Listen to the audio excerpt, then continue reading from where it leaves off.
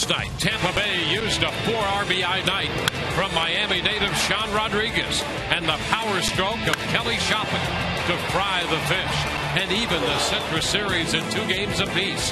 Tonight, rookie right-hander Alex Cobb makes his first career in a league start. The Citrus Series continues on Sun Sports.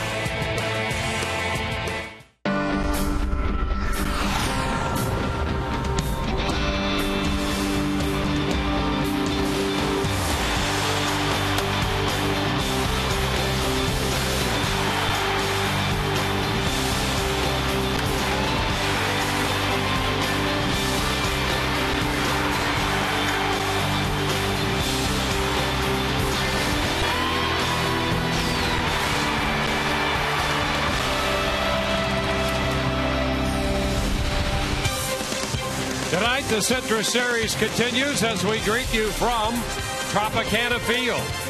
Rays winners last night. This the middle game of the series between the Rays and the Florida Marlins. Hi again, everyone, and welcome to an evening of Rays baseball with Brian Anderson. Dwayne Stats here. Todd Callis will be joining us in just a few moments. Well, the Rays were winners last night. They continue to run third in the AL East. And for the Florida Marlins, they're last in the National League East. It has been a very tough month. In fact, the Marlins in the month of June 1-16. They've scored only 51 runs. They have Hanley Ramirez back, hoping for better things. Nothing yet. And tonight, he'll be dropped into the number 6 spot in the order. Well, this team's in a free fall, the Florida Marlins, and they need Hanley Ramirez, their 3-time All-Star shortstop, to help them bring it out of it. Look what he did in 2010. Hit 300, 21 home runs, 76 runs batted in, and that was considered a down year. The year before, he finished second in the MVP voting, hit 342, drove in over 100. You know, he missed some time, end of May into the early part of June, just came off the disabled list. He's been back for 4 games, just 1 for 13, but right now he just doesn't look very comfortable in the box mechanically, a little bit out of sync, and right now when he's getting pitches all over the plate that he normally crushes, he's missing them. He needs to get it going if the Marlins hope to turn this around. Yeah, he was the 09 batting champ, and nothing he's doing right now resembles that season. For the Rays, Alex Cobb goes to the mound. For a while, this will be probably his last appearance in a Rays uniform. He's scheduled to go back to the minor leagues, but Joe Madden has said he has shown big league stuff up here in the starts he's made. Alex Cobb is one of those guys that the more you get to see him, the more you love watching him pitch. You know, he's a lot like Jeremy Hellickson, moving the fastball around, using that good changeup to put away hitters. You see what he did in his last start. Pitched into the 6th inning, 2 outs, just gave up the 1 earned run. In fact, his last 2 starts, you know, the more that he's been out here, the more comfortable he's gotten in the big leagues, the better he's pitched. His last 2 starts, he got his first win out in Anaheim against the Angels, and he's 1-0 with a 1.50 earned run average. So he makes his 5th appearance, hhis 5th start for the Rays, and right-hander Ricky Nolasco makes his 15th start. He was a 14-game winner last year. So far this year, 4-2 with an earned run average of a little over 4.2. Kyle Farnsworth has been a big part of the Rays bullpen this year. He closed it out last night. Todd Callis takes a closer look in a moment.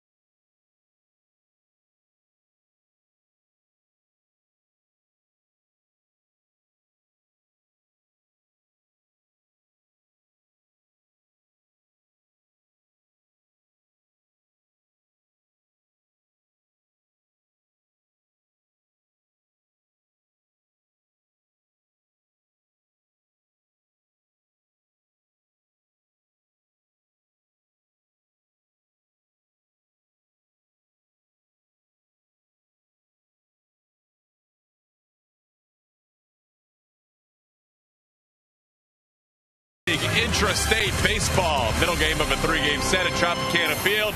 And last night, the Rays winning 5-1. But Kyle Farnsworth came on in the 8th inning in that game, picking up a 4-out save. Farnsworth now 15 out of 16 in save opportunities. He got a big out there, getting Mike Stanton to pop up on his second pitch. And then into the 9th inning, he was able to get the Marlins. And once again, Farnsworth continues to excel. He's using that sinker a lot more this year, getting more ground balls than at any point of his career. And he has been successful. There he gets the final strikeout, getting Dwayne Wise for the final out. Look at what he's done for the Rays. Brian Anderson mentioned a moment ago, easily could be in the All-Star roster this year for the American League, 2-1 with a 1.69 ERA. When we caught up with Kyle before tonight's game, he talked about how he's evolved as a pitcher, not just rearing back and throwing 100 miles an hour looking for the K. I think I'm more of a pitcher now instead of like you said, a thrower. I'd rather go out there and throw 6 pitches and get 3 outs as opposed to throwing 15 and get 3 strikeouts.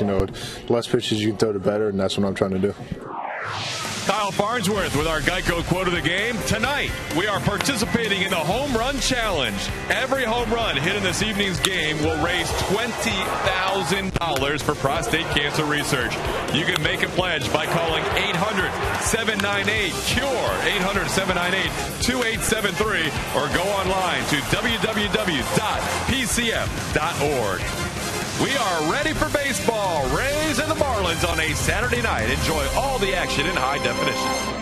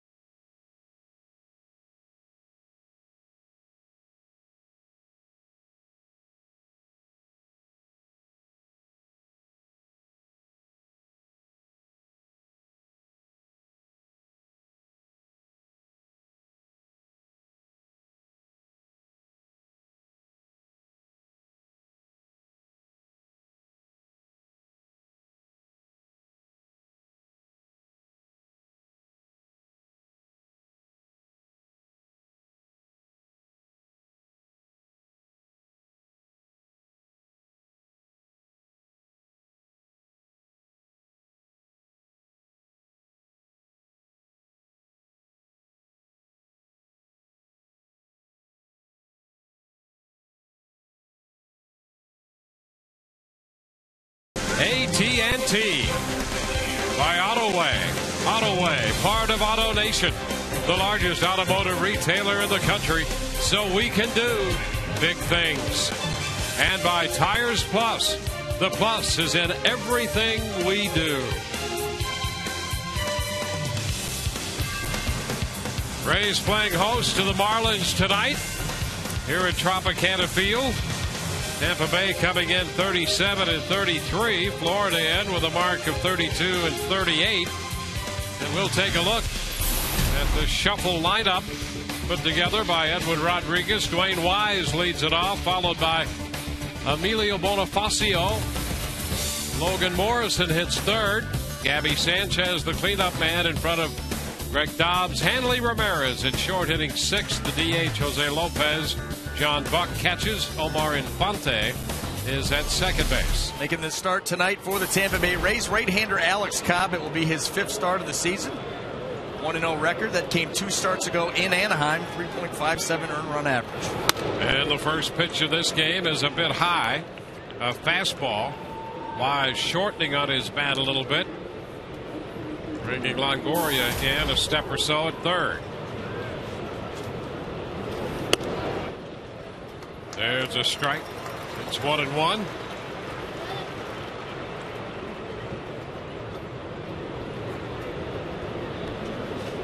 Wise had a couple hits in last night's game. 1-2 out in front of the changeup right there.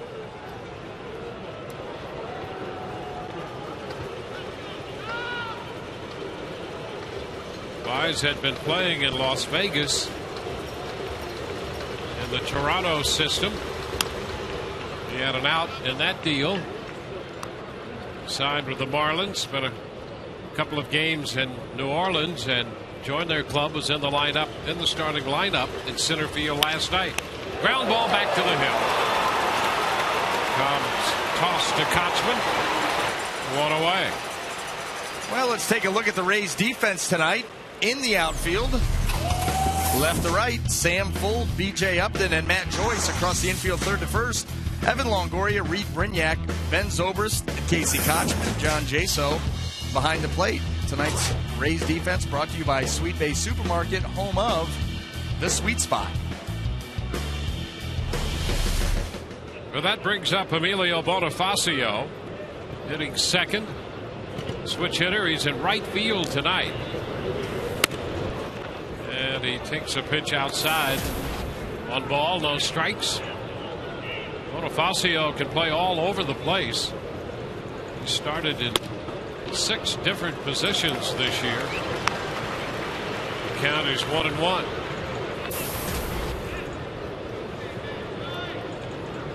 Batting .273.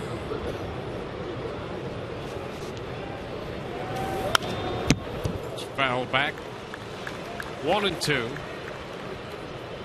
Oh, Emilio Bonifacio better be looking here for the changeup from Alex Cobb. Works with that fastball to get ahead. Occasional curveball. Loves the changeup with 2 strikes. Pitch away. Bonifacio takes it. 2-2. Marlins have lost 8 in a row. A tap foul up the right side out in front of another changeup. I'll tell you what, you look at the Rays staff, the starting pitchers as it's constituted right now. Alex Cobb, Jeremy Hellickson, James Shields, 3 of the better changeups that you will see. I mean, Shields is a true punch-out changeup. I think Alex Cobb has the potential to have a punch-out type changeup. Jeremy Hellickson, it's like a Bugs Bunny. And you know, the great thing about all 3 of those guys, they'll be very aggressive with that changeup. Yes. I mean, it could show up at any time. They almost look for situations where they can employ that pitch. You use it behind in the count to get back into a count. You're in a 2-1 count. Okay, fastball. You know, hitters typically are going to be sitting looking for a fastball mistake that they can drive. Okay, here's a changeup. I'm a little aggressive. You know, and then, you know, you'll see Shields especially. He'll throw that strike changeup. One that he'll flutter in there for a called strike, and then the one that really bottoms out.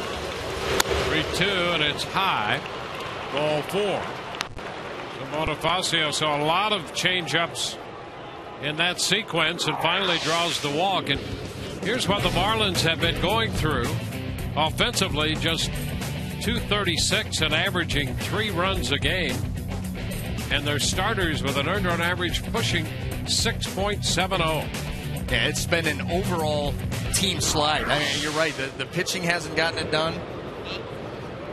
Hitting. Look at Logan Morrison has started to slide a little bit. Gabby Sanchez, Hanley Ramirez. Morrison batting .287 on the year. Takes a look at a pitch outside. There's a fastball wide. You know, Logan Morrison, as of late, he's hit 9 of his last 10 games. He's showing some signs to maybe breaking out of the little slide that he was in. Gabby Sanchez a little bit. Hanley Ramirez is the guy that they need to get going. Runner takes off. The pitch is a strike, and the throw skips into center field. Upton will make the pickup, and Bonifacio hustles down to third and made an aggressive turn there. So a stolen base, and he had a great jump on Cobb for the steal, and the error charged to Jaso on the throw. Well, this is exactly what Edwin Rodriguez was hoping for at the top of the order, going with Dwayne Wise and Emilio Bonifacio. Good jump there, stole that base easily, and then the throw kicks out into center field. But this is exactly why he changed his lineup around, put the two speedsters at the top. That's a strike. So Bonifacio picking up his fourth stolen base. Well, if you've got some speed and you're having trouble scoring runs, that's one of the things that you can put up there and hope that by forcing the issue, you might scratch out a run or two. And a chopper back toward the mound. Cobb will have to go to first. Out there, and Bonifacio, with a good breakdown from third base, scores the run as Morrison is retired on a chop back to the mound. And Cobb could only help wait for that ball to come down. He had that helpless feeling. He did. I mean, he could see he wanted to go home so bad. Look at him. He wanted to get that ball and get it to home. Realized that he was not going to be able to get Bonifacio at the plate. Going on contact, and there's that speed. So a run batted in for Morrison. And that steal and the throwing error resulted in a run. Gabby Sanchez takes the pitch inside. It's 1-0.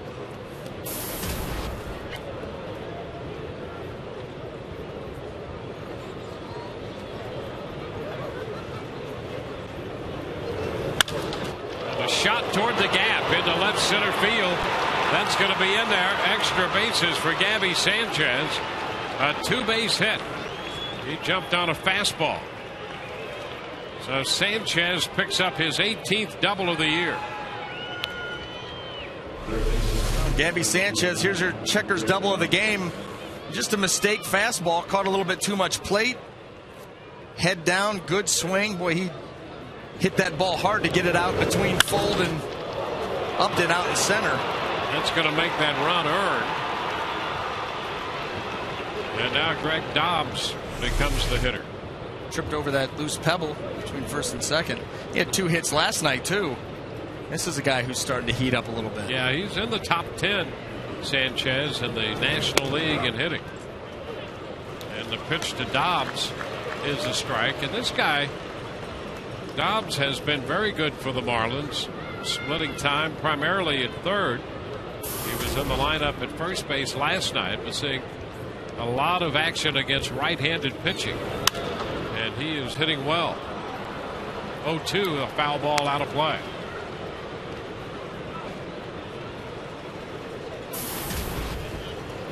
So the walk and that great jump. That's the other thing. Bonifacio got a great jump on Cobb, and then the throw was a bad throw that skipped into center. Blocked by Jaso there. 1 ball, 2 strikes. Well, it's a good base runner, a base stealer. That's what you try and do. You get that really good jump. The catcher knows he's going to have to hurry. You get a guy to hurry his throw, a lot of times it's going to be inaccurate.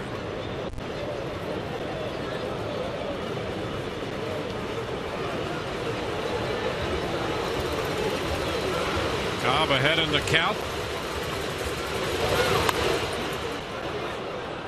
Change up is foul back.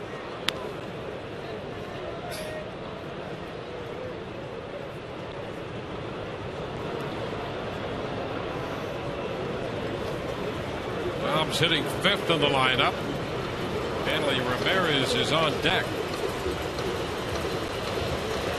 Sanchez the runner.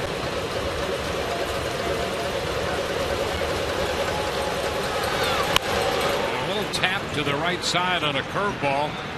Zobrist makes the play. Marlins score 1 run, 1 hit, an error, a man left. Rays coming in to hit, down by a run.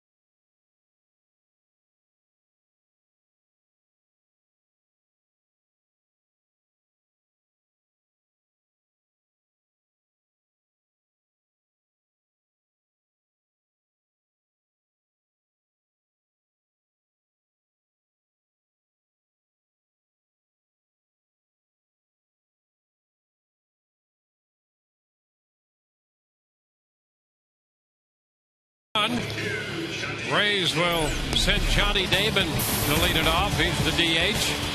Ben Zobrist, and then Matt Joyce, Evan Longoria, Casey Conchman, and B.J. Upton down the middle of the order, followed by three left-handed hitters, John Jaso, Sam Fuld, and Reed Brignac. Now the Florida Marlins will send right-hander Ricky Nolasco to the mound looking to rebound. It'll be his 15th start. He's coming off his shortest outing of the year. Last start against the Arizona Diamondbacks, he went 3 innings, gave up 8 hits, 9 runs, only 5 were earned. He'll be looking to bounce back tonight. Here's Johnny Damon. Shortens on the bat, and that first pitch is outside. The Rays got the 5-1 win into the books last night. And even the season series between these two clubs, and it even the homestand record at 2-2. Damon bounces one into the stands. The count is a ball and a strike.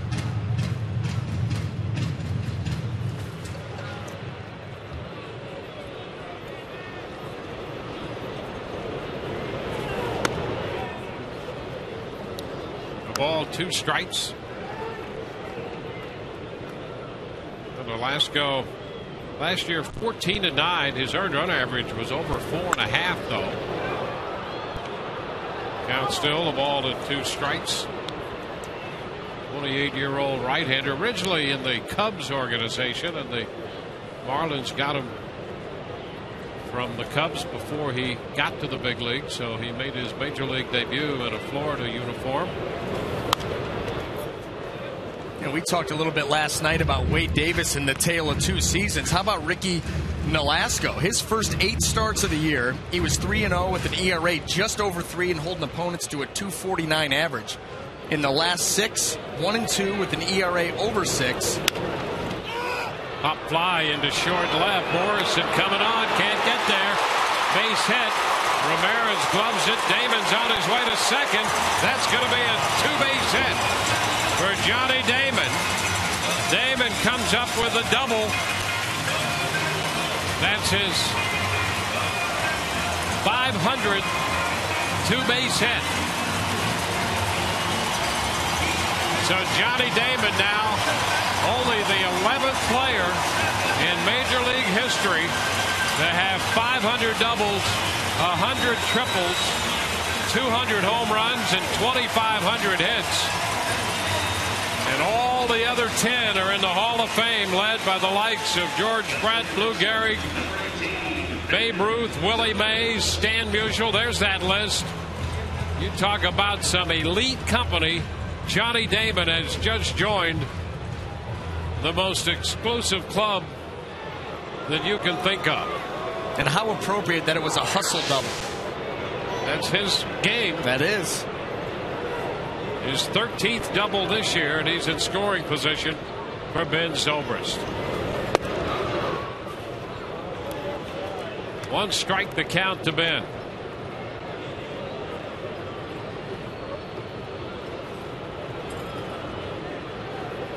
Damon also only 1 hit behind Jimmy Fox now on the all-time hit list. He's 73rd right now.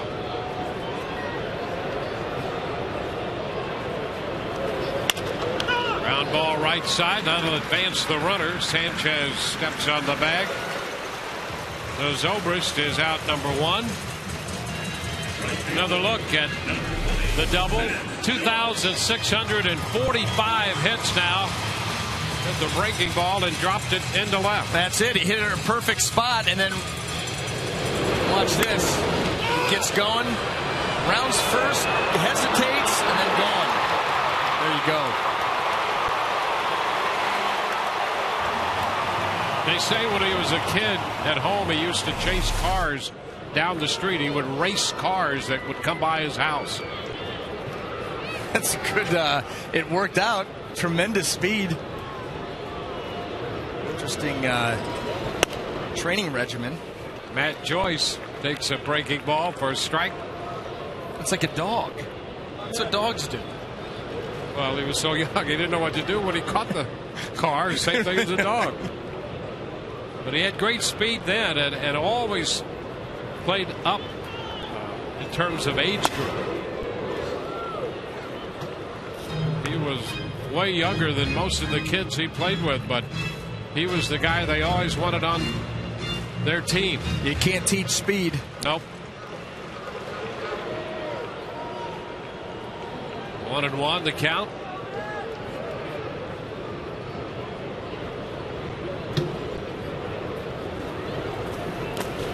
It's a little low. And in the pursuit of Double X, just one hit away from the Fox, Jimmy Fox. Chasing cars. Chasing Fox.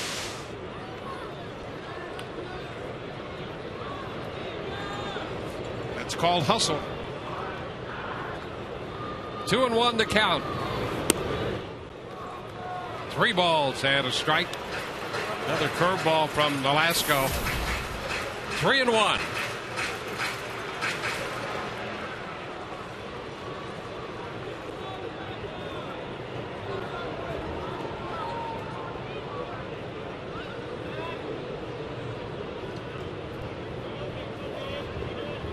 Velasco's delivery, and a fly ball hit back into right.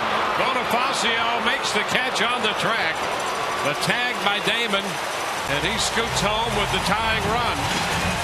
It's a 1-1 ball game. Matt Joyce driving in, his 35th run of the year. So the Rays get that run back.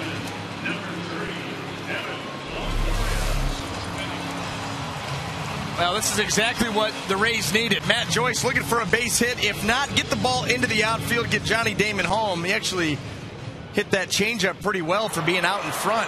Almost got it over Bonifacio's head. Johnny Damon tagging up, tying this game up. Here's Evan Longoria. Takes a good rip, but a fastball right there. Strike one. The Rays would like to see Longoria get going and put some consistent at-bats together. I think that is the key, is the consistency. Because there'll be an at-bat where he's right on some pitches, looks very good, and then next at-bat he comes out, he starts reaching, he seems to be just a little bit out of sync. The balance doesn't seem to be quite there.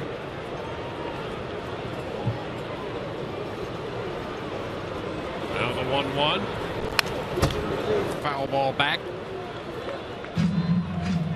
Which had a little run away from Longoria. Yeah, well, and that's what you see a lot of pitchers doing with Evan Longoria, is pitching him away. The occasional pitch in to just stand him up, make him aware of it, and then they go back out their way with the pitches moving away from him. You've been getting a lot of reach swings with no power behind him, a lot of lazy fly balls. 2-2. Breaking ball out of the strike zone.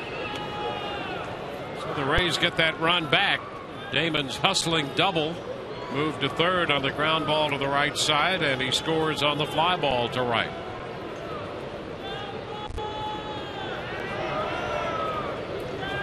The 2-2. Do it again. Alex Cobb and Ricky Nolasco in the middle game of the series.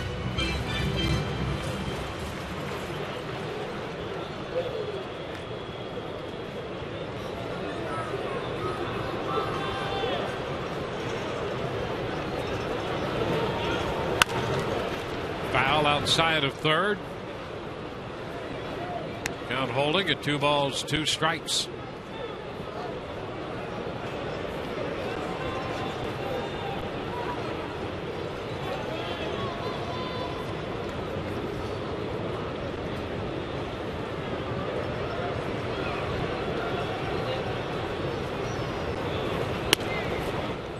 It's wide. 3-2.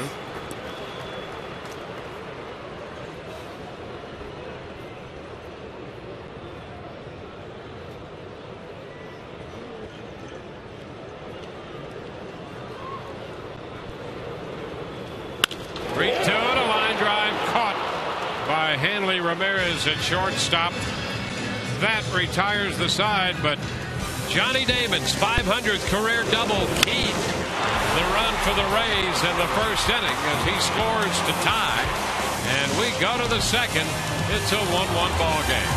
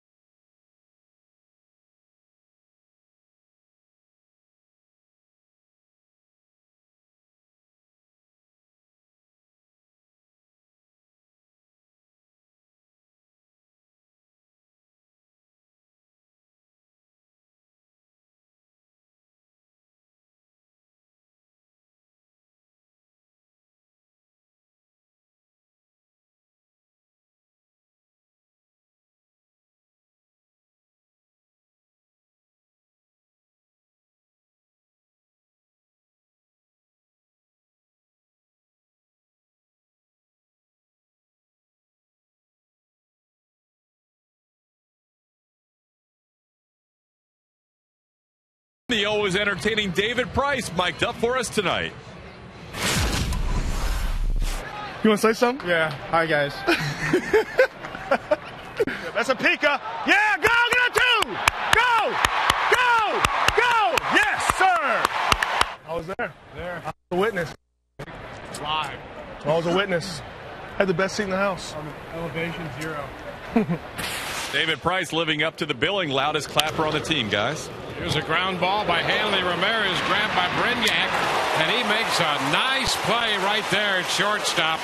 Brignac with that great range back to his left. You don't realize how hard this play was. Reed Brignac going up the middle, first of all, gets to it, but then instead of spinning and throwing, he turns to the inside. Here's our Home Depot doing more on defense, throwing that ball going away from first base.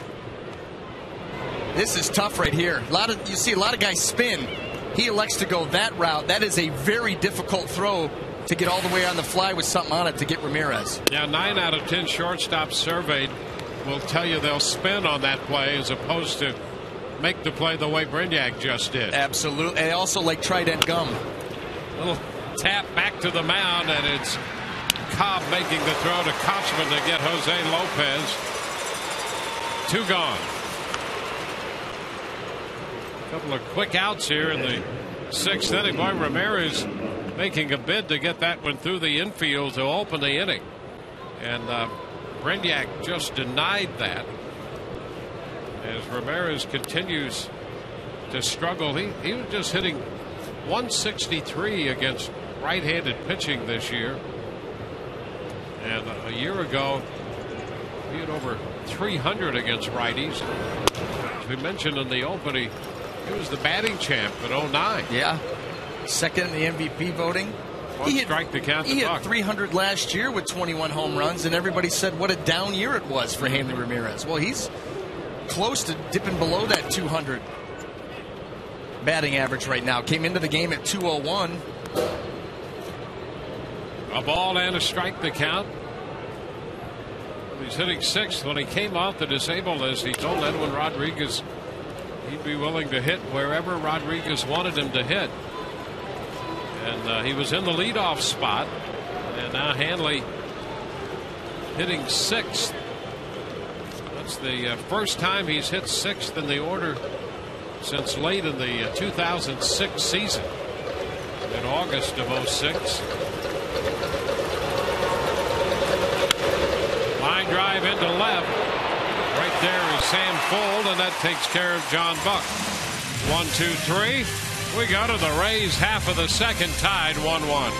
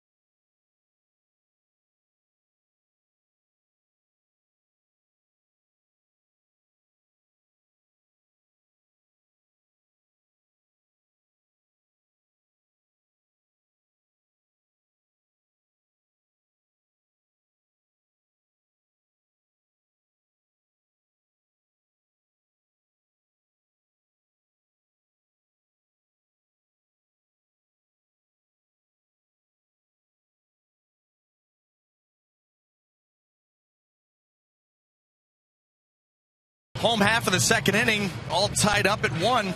Well, tonight's Wago is available in Spanish via SAP, brought to you by Coventry Healthcare of Florida. Oh, Wago is Espanol. I knew one word. Here's Casey Kochman. Kochman hitting .333 to start the night. The pitch is low. Kochman, Upton, and then Jaso for the Rays. Tie game.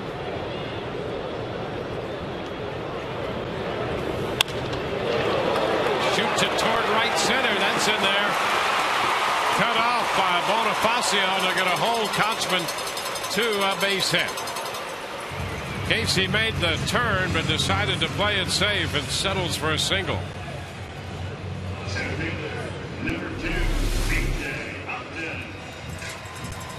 This ball just kind of hangs up out over the plate. Kochman stays right on it. Good swing.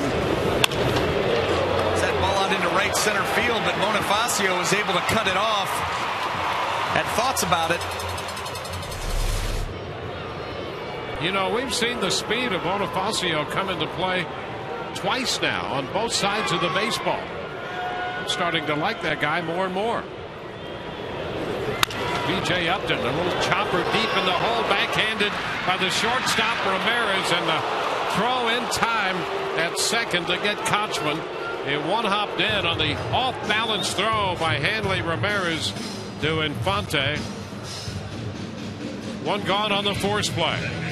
And not the typical reaction you would expect on a good play here.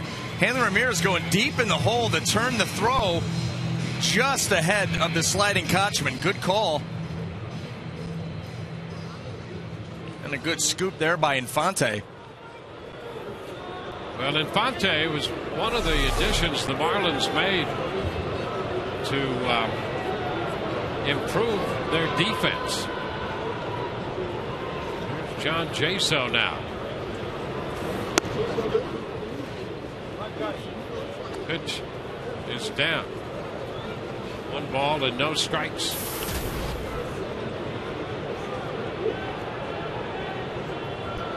1-0 the count. You know, Ramirez made a nice play on that ball hit by Upton, but I'm not sure he was all that comfortable making it. No, so he had the lower back issue that put him on the DL, and before he finally went on the foul ball, there were reports that he had talked about that back pain being some of the most severe pain that he'd ever felt.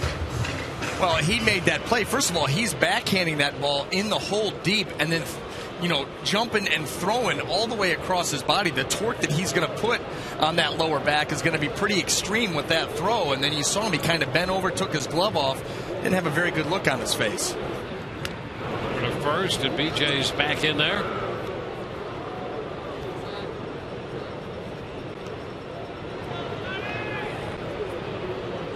A 1-1 count.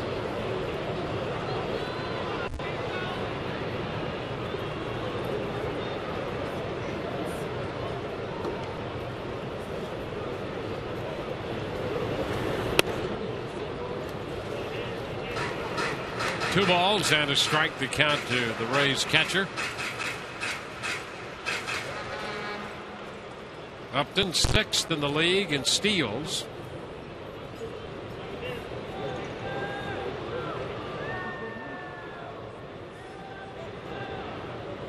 Let's go a long look.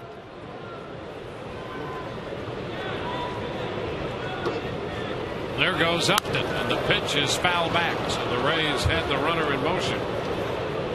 The count to Jaso goes to 2-2. Well, teams have been successful 6 out of 7 times against Ricky Nolasco. B.J. Upton, Rays' best base stealer.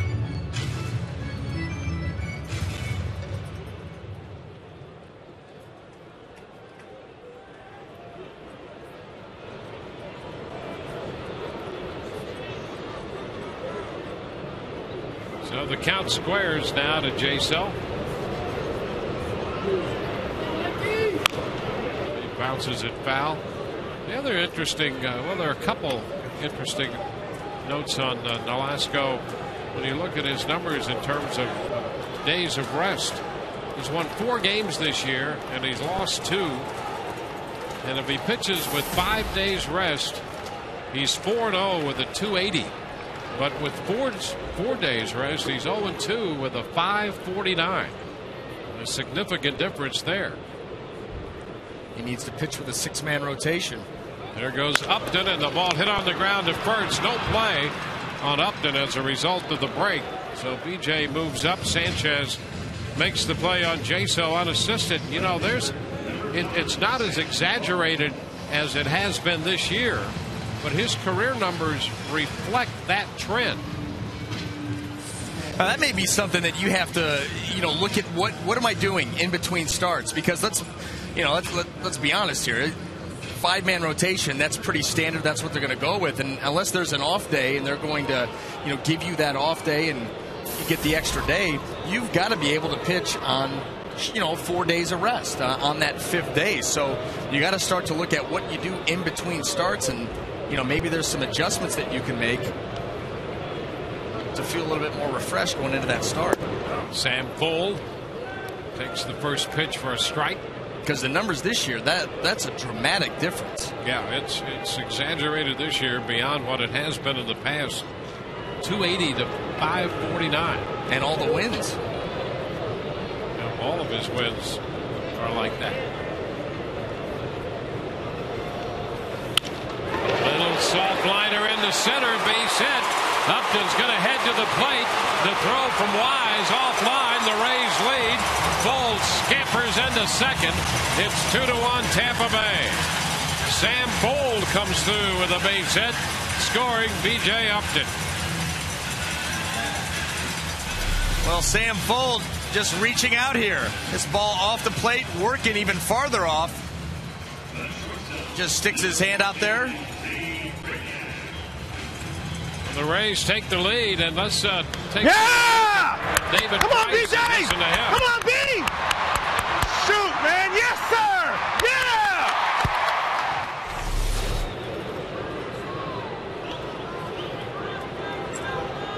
David Price certainly a force in that dugout when it comes to cheering his teammates. So a base hit by Fuld, the run batted in. He moves to second on the throw. And here's Brignac slicing one down into the left field corner. Fuld will score. Brignac in at second with a double. His second double of the year, and the Rays now lead 3-1. Now the bottom of the Rays order getting it done here in the second inning. Sam Fuld with a little stick your bat out, flip it into center field, and then Reed Brignac. Fastball, working towards the middle of the plate. Reed just shoots it down into the corner, picks up a double, an RBI, and the Rays jump out 3-1. Now Johnny Damon up here. Damon takes a pitch upstairs. He tried to throw the curveball, and Nolasco did that time, and it just stayed up and away. Well, Ricky Nolasco is 2-2 with an 8.38 ERA against the Rays' career, but in his last 2 starts against the Rays, his longest outing is 2 1/3. He's been beaten up by this team. Swing and a miss, a fastball. Damon liked what he saw and missed it though. 1-1. Now that's the pitch where Johnny Damon will take his shot. Occasionally he'll try to really power a baseball, and he got one elevated out over the plate there and just came up short.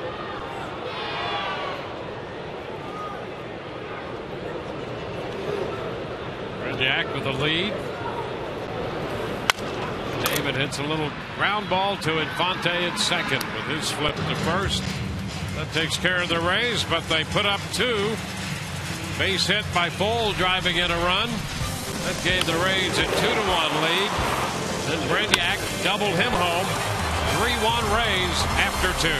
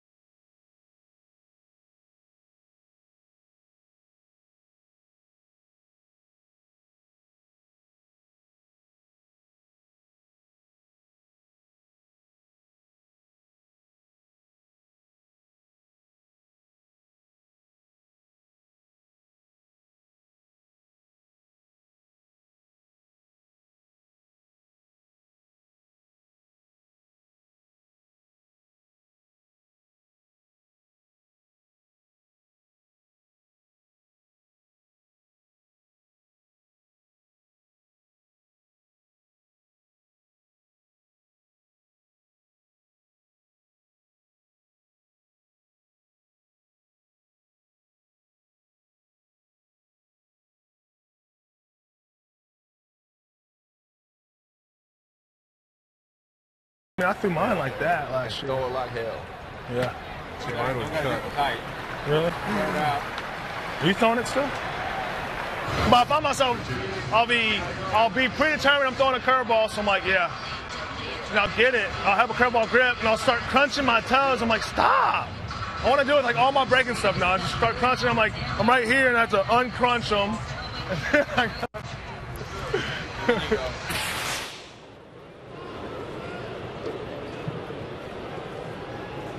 Well, we're through 2, 3-1. A nice little peek into the Rays dugout there. Into the mind of a pitcher. Infante leads it off, takes the pitch high, 1 ball, no strike. Do you ever wonder what goes on there? Well, you know what goes on. Yes, and I know this. If you want a little peek and you want to climb in for a little bit, that's fine. Don't stay that long. It can get dangerous. Yeah. You get in there, you're like, wow, look at all these baseball. And then all of a sudden you're like, whoa, whoa, whoa. And then you crawfish right out of here. It's very confusing. Can be. 2-0, and Infante lifts a popper, shallow left center. Here's Upton coming in. They had Brenyak out and full coming over there, but the center fielder Upton took care of that. 1 away.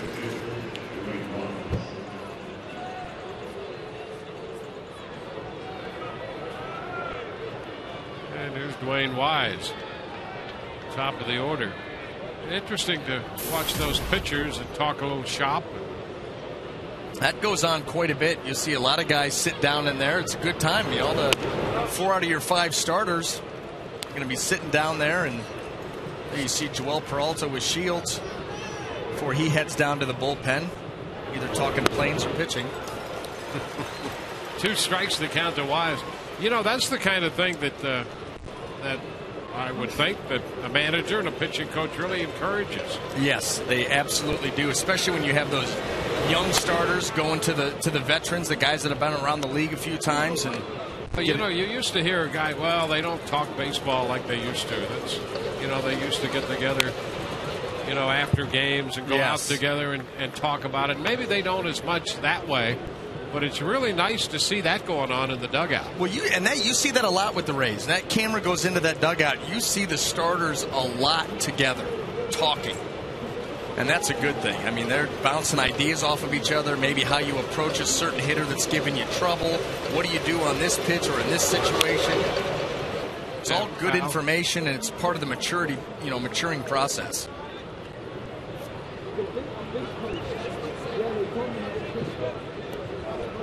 And then there's that the best way to hit a sunflower seed with an empty water bottle that we saw a moment ago. That also factors into the discussion. 1 hopper to second. Zobrist makes a nice play. That pitch got in on Wise, and he's out of there 4-3. Well, here is today's Autoway poll question. What should Alex Cobb's role be with the Rays for the rest of the season? TB1, stay in the rotation. TB2, move to the bullpen. TB3, return to AAA Durham. Text your vote to 789-789. Standard message and data rates apply.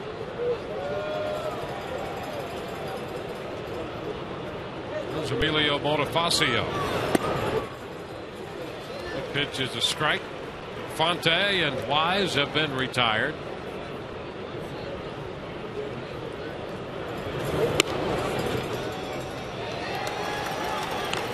Strike 2. That picked up the edge. Tim McClellan is calling the balls and strikes, and you have to be patient with him. He takes his good old time to let you know if that's a ball or a strike. And that one, a ball. Especially on the strikeout. You can hear him in the batter's box. He'll let you know there, but then the actual call is delayed. Foul ball off the front of the visiting dugout.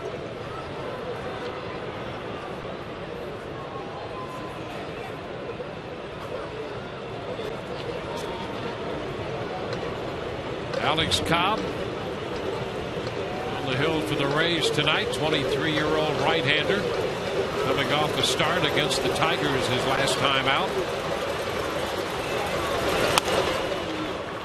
And the fastball is high. 2-2.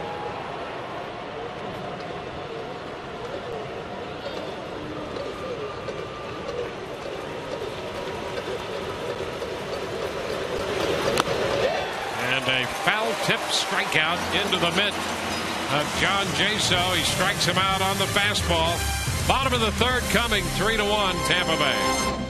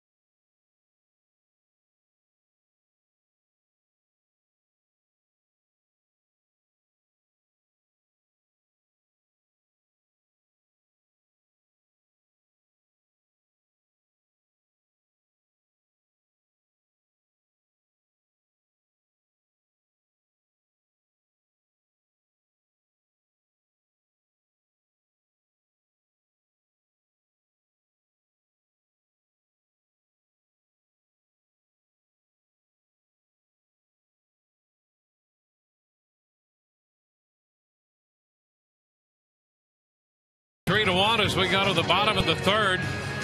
In the game tonight and all season, Tires Plus will donate $100 to the Pediatric Cancer Foundation for every Rays home run televised on Sun Sports and Fox Sports Florida. There's a lot of chirping going on in that Rays dugout tonight. Frankly, I was a little surprised to see so many people around Alex Cobb. Yeah, he's throwing the ball extremely well. Usually you leave the starting pitcher alone, but you're right. He had quite the audience. Of all those strikes that count to Zobrist. Except he was not the one doing the talking. Everybody else was.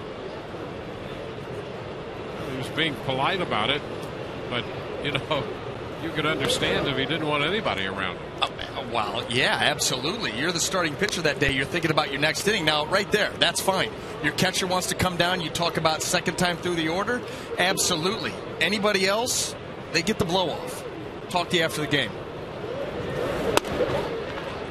It's going to be a strike to Zobrist, and the count is 2-1. Unless the back of the jersey says Hickey or Madden. But other than that, everybody else, wait till about 10 o'clock. There's a base hit in the center field off the bat of Ben Zobrist.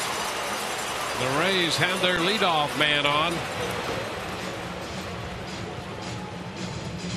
Zobrist aboard for Matt Joyce. Now this is just a backdoor breaking ball that stays up in the zone. Ben Zobrist does a nice job taking it right back up the middle. Now Matt. Joyce lifted a fly ball into right to drive in the first run of the night for the Rays in the first inning. Fastball way upstairs, 1-0. Nolasco has a pretty good assortment. He'll throw that four-seamer up and also features the two-seamer at times and has both a slider and a curve and an occasional split. Change up on you, but not as much as he uses those other pitches.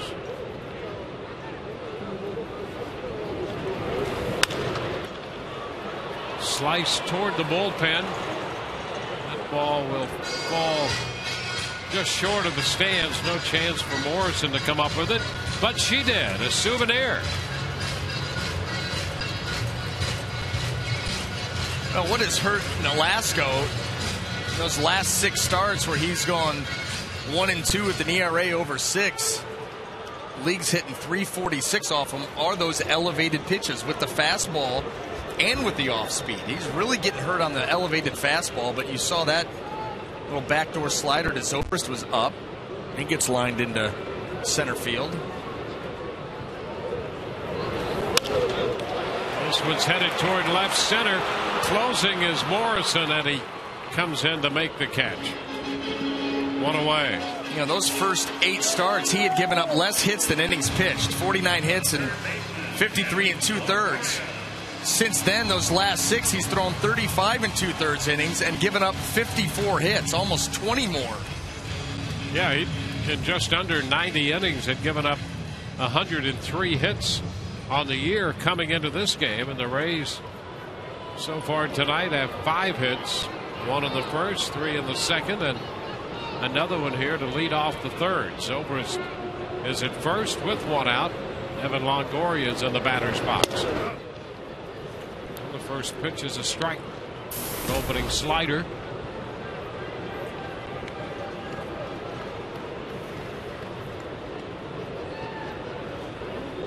Yankees have beaten the Cubs. That's a 4-3 final. Brewers have a 3-2 lead on Boston in the top of the third at Fenway. The Brewers have hit 3 home runs off John Lester tonight. 3 solo home runs.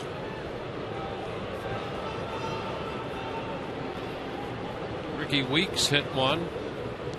Weeks, Hart hit home runs. In fact, they were the first 2 hitters he faced. 1-1 the count to open that ball game. And George Kataris, the catcher, hit 1 in the third.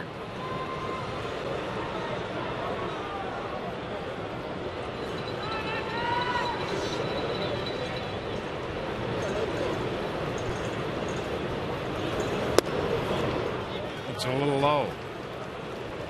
It's 2 balls and a strike. 1 on, 1 out.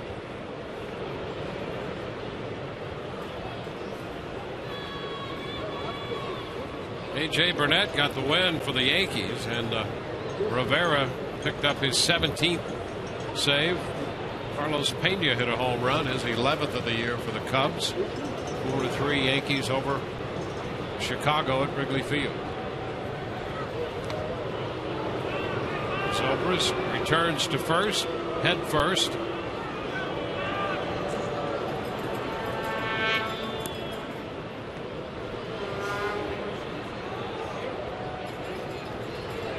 Rays fell behind 1-0, tied it in the first, grabbed the lead in the second. They're batting in the third. 2-1 the count on Evan Longoria.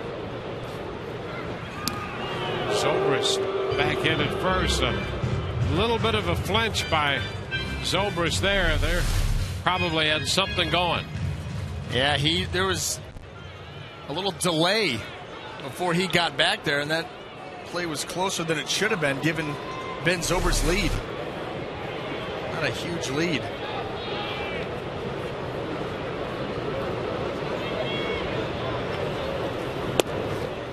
And that's low. 3-1. And he's definitely got the attention of Ricky Nolasco and not been very sharp on his pitches to the plate.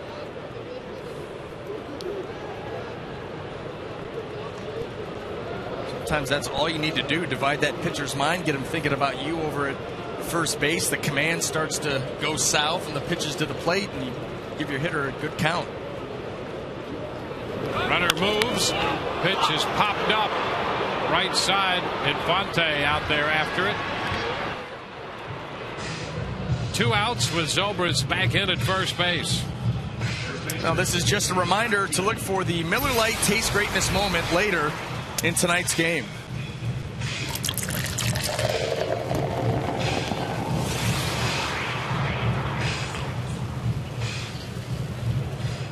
Texas has a 4-2 lead over Atlanta. That game had been delayed. They picked up play in the top of the 6th. Los Andres, the shortstop for the Texas Rangers, stole home in that game in the 3rd inning. Casey Kochman reaching for a pitch. Strike one.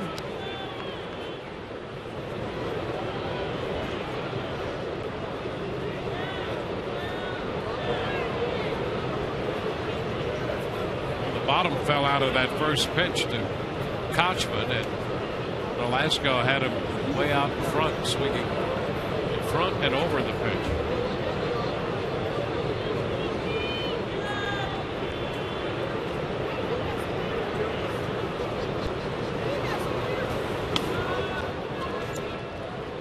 One and one. Kochman lined a single into right center field his first time.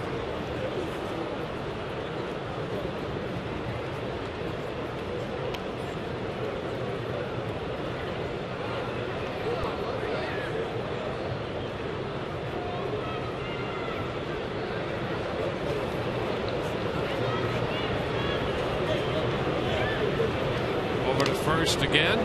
Zobrist singled to open the inning. He's still at first with 2 outs.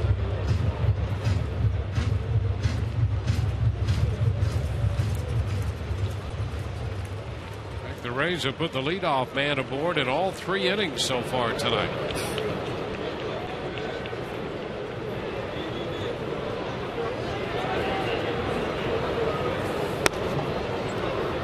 Kochman takes that one for a ball. 2 and 1.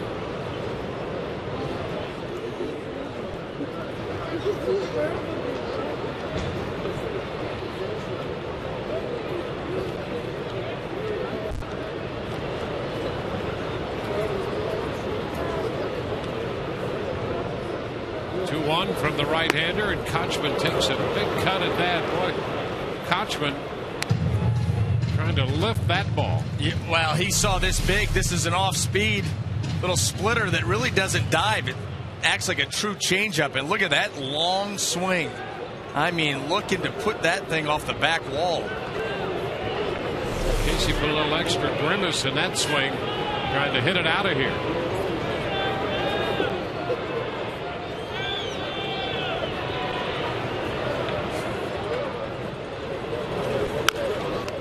Fouls it, coming in on him, and fouls it toward the dugout.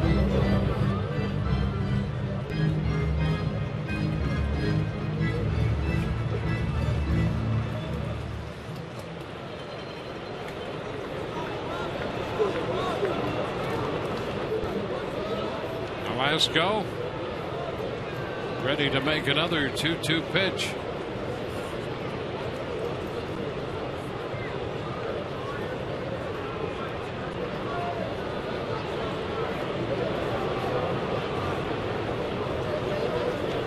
The 2-2. This one shot toward left center field. That's going to be in there. Extra bases the other way. Zobrist on his way to the plate. It's a double for Kochman, and the Rays make it a 4-1 ball game. Casey Kochman 2 for 2 tonight, driving in his 17th run with his 11th double.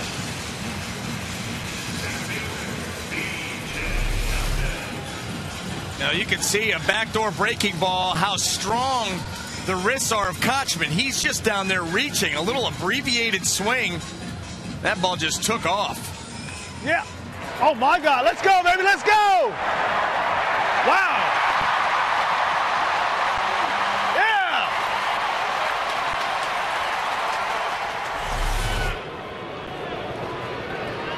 Well, Kochman gets it done there against Velasco.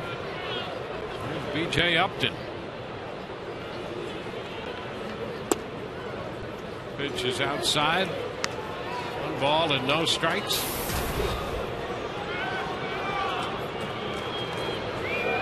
Well, Kochman continues to make contact on almost every pitch he approaches. And you look at the location of that pitch. I'm not sure how many hitters I've seen do that with that pitch. No, make contact, yes. Drive it into the gap with authority? Yeah. Absolutely not, no. And that swing, I mean, he was out in front and didn't even really have a good follow-through on it. But he caught it just right, and boy, he put some juice on that. That, like I said, that shows you how strong those wrists are for him to get it out as far as he did over the head of Morrison out into the left center field gap. BJ shoots it toward left center field. Closing is Dwayne Wise, who makes the catch. The Rays are finished in the third, but they add a run through 3, 4-1 Tampa Bay.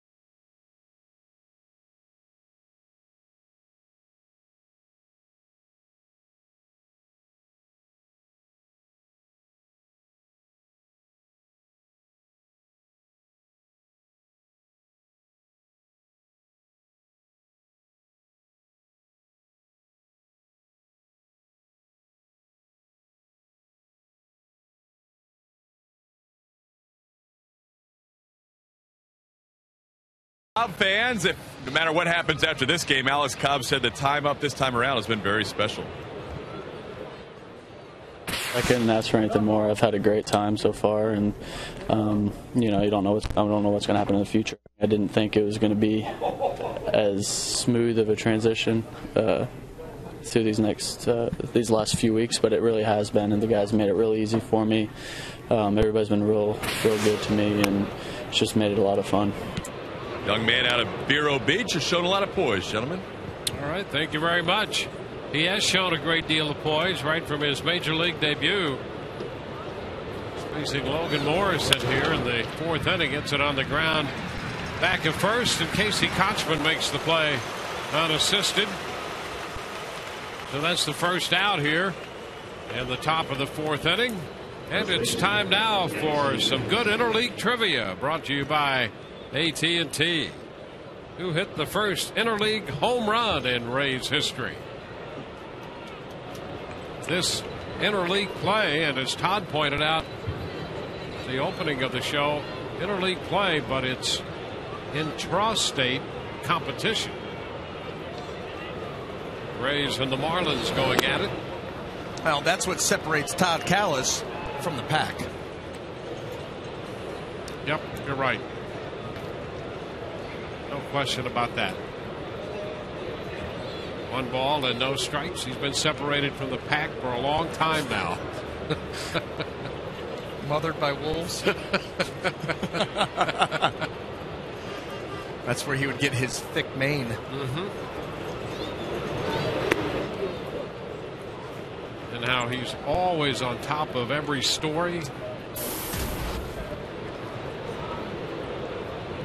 His interviewing technique. Chasing cars. Oh wait, we're getting our stories mixed up now. There's a strike, and the count is 2-1. And in Damon's case, I'm not so sure it was chasing cars or racing cars. Maybe a little of each. Foul back, big cut by Sanchez. Another good cut on a fastball, and the count is 2-2. He doubled off a fastball in the first inning. Rays lead the Marlins 4-1. Our game is in the top half of the fourth. The Rays have out hit the Marlins 6-1.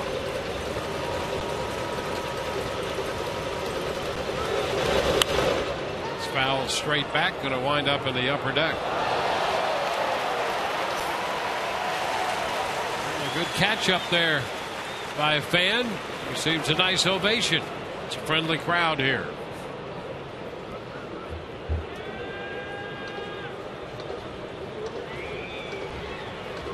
Two and two. Pretty close. And the count is full. Casey McGee's driven in a run for Milwaukee, and they have a 4-2 lead. Boston now batting in the bottom of the third. The Brewers up by a couple runs. Ground ball first base. Kochman leads Cobb, who takes the throw. 2 gone. Get exclusive deals and coupons delivered right to your phone with the free TampaBay.com/things-to-do iPhone app powered by the St. Petersburg Times. It's available now at the iTunes App Store. 2 up, 2 down in the fourth.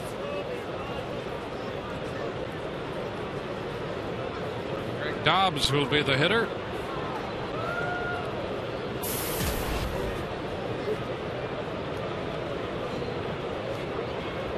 Cobb with 2 outs here in this inning. In the fourth has made just 54 pitches. And a little tap right side. Kochman busy in the inning. Takes care of that one unassisted. Involved in all 3 of those outs. Kochman. Bottom of the fourth coming up. 4-1 Tampa Bay.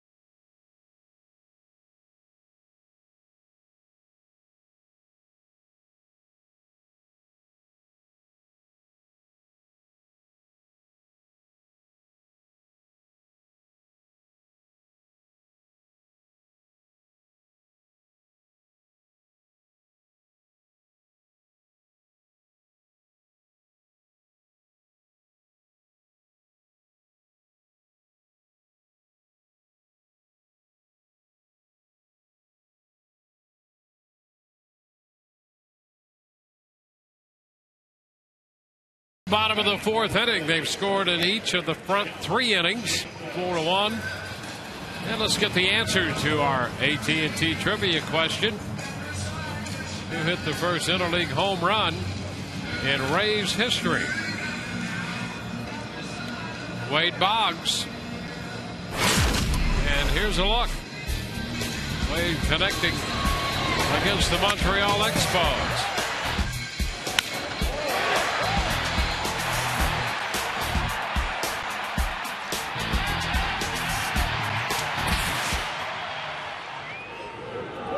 And how about that? All those years ago and now today. John Jaso. Fly ball to center, and Dwayne Wise handles it. 1 away.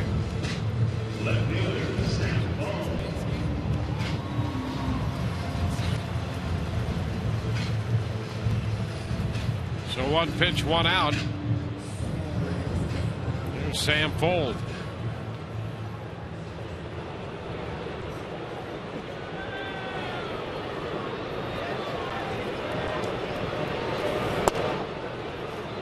Fuld takes a strike.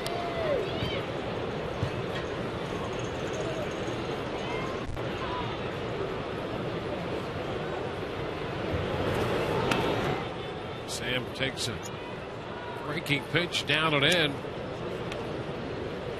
Full single homer run in the 2-run second. Base hit scored B.J. Upton.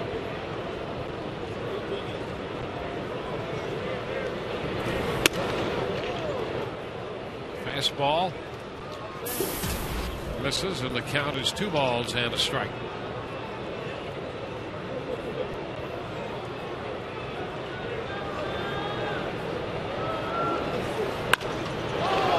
Shot, but it's going to be pulled foul. 2-2.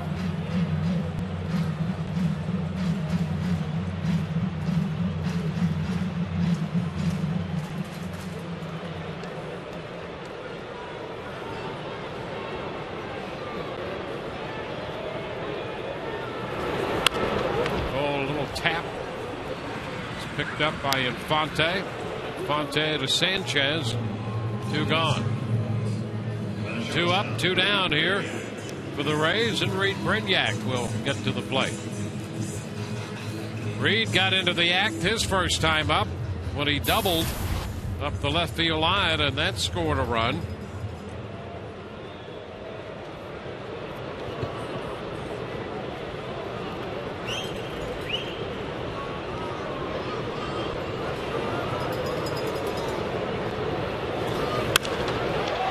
Fly ball back down the middle to deep center. Wise going back on the track, and he makes the catch. He covered a lot of territory after that ball. Hit straight away center field, and he caught up with it on the warning track. Rays up and down 1-2-3. We go to the 5th. 4-1 Tampa Bay.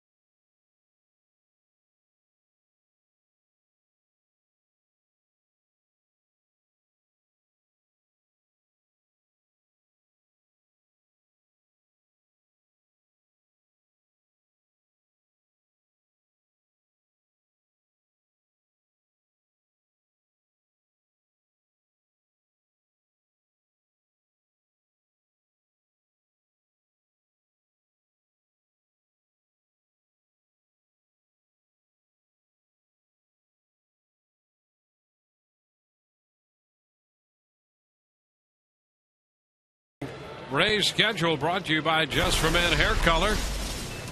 The Rays home again tomorrow against the Florida Marlins, and then more interleague baseball as the Rays hit the road, go to Milwaukee and Houston.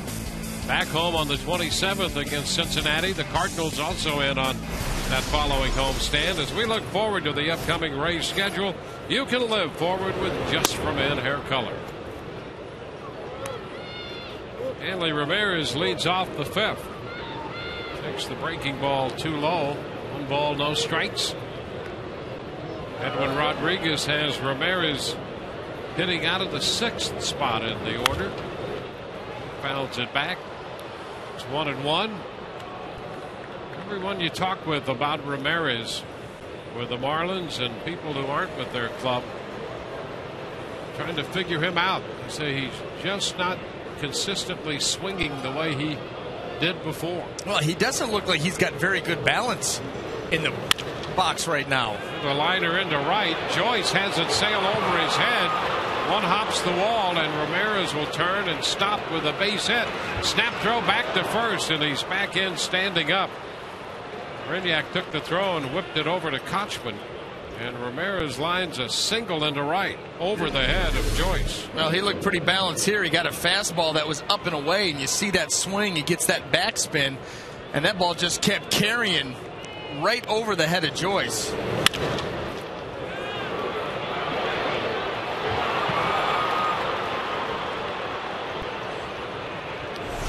Ramirez is aboard.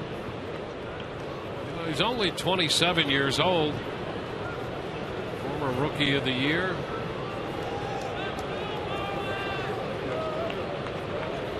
And a regular member of the National League All-Star team. Lopez fouls it back, strike one.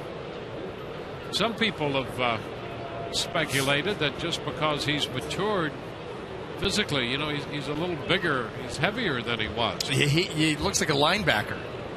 You know, he's about 230, and he was probably 185, 190. You know, he stole 51 bases his first 2 full seasons in the big leagues, 51 each year. Throw to first, and he's back. And, you know, that's bound to make a difference. Well, look at it. He's so big in the chest. He popped the 2 buttons on the top of his jersey. He's getting bigger as the game goes on. Well, he really could play himself right out of the shortstop position because of his size. It's a foul ball into the dugout. The count is 0-2 on Lopez.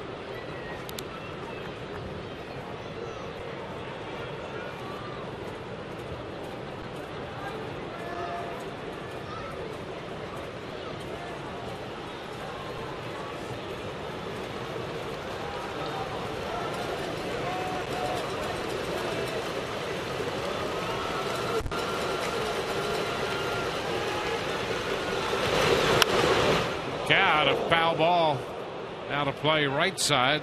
Count still 2 strikes. Let's check in with Todd for a moment. Yeah, Dwayne, Jose Lopez not in the original lineup for the Marlins. Mike Stanton was supposed to be the designated hitter. He took a little batting practice, and that right eye, he's got an eye infection. He told Edwin Rodriguez he's got a little blurriness, so Edwin scratched him and put Lopez in there. Okay. Again, Todd Callis right on top of that. Top foul. The count is still 2 strikes to Lopez.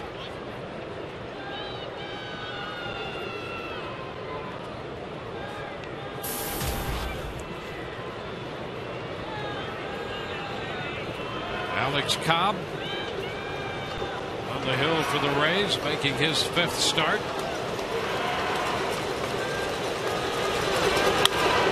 This one is pulled foul. It's going to be out of play. Lopez around a little early on a change that was up. So the count remains 2 strikes.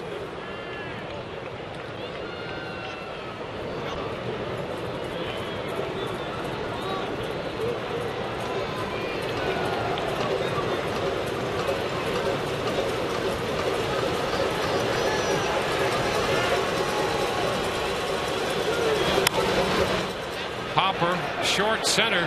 Zobrist out calling for it from second base, makes the catch. Throw back to first. You know, Ramirez was taking his time getting back to first with his back to the play.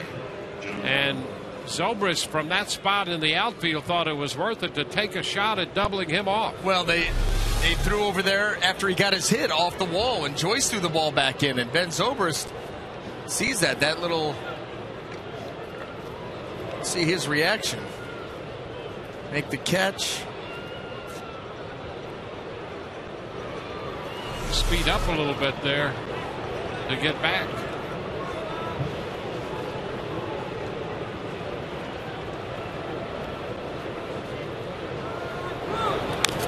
When John Buck takes a cut, fouls it, strike 1.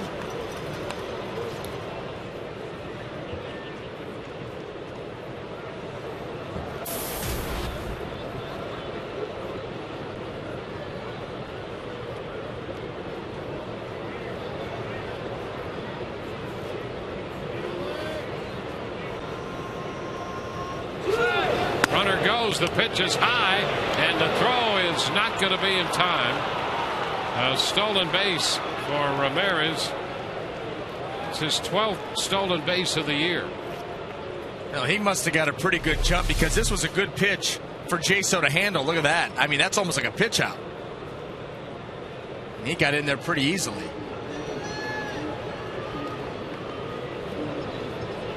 Not a whole lot of wasted movement. Got to peak speed pretty quickly and swiped that one easy.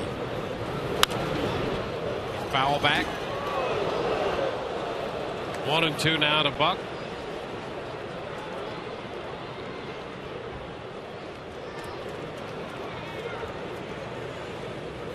The base hit by Ramirez, the second hit of the night, given up by Alex Cobb.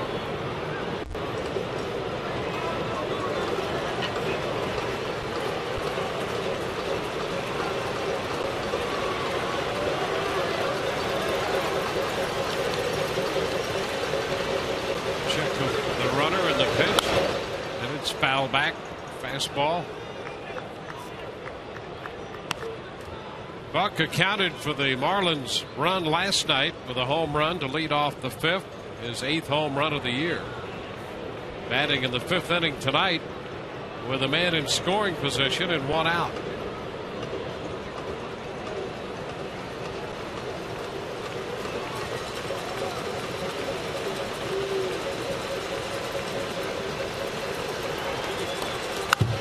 And he pops him up. On the left side of the infield, that's Longoria making the call. 2 outs. You know, here's a number that's been overlooked. We know the Rays pitching has been good all year. They're 5th overall in the league in earned run average. But, you know, they've held the opposition to a 236 average. And closest to them would be Seattle at 240, so that's a nice little spread there. I take that back. Boston's at 239 and then Seattle at 240. But boy, the Rays pitching staff has just consistently been good. Well, that includes Alex Cobb. And Alex Cobb, the more comfortable that he's gotten, you know, he had that start against the Angels on May the 1st. He gave up 4 earned runs in 4 1/3 innings, went back down to Durham. I think he gave up 1 run down there in a month, came back up on the 31st, and since then he's just gotten better and better each time out. Picked up his first major league win.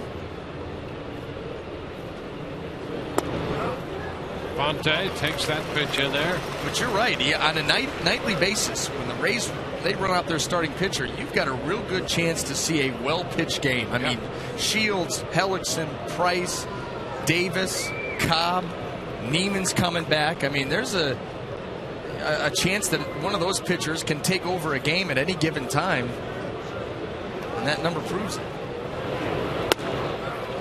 Pitch is a strike. Curveball. That was dirty. That was a good curveball right there. Omar Infante buckled a little bit. That pitch sweep all the way across the plate. 1-2.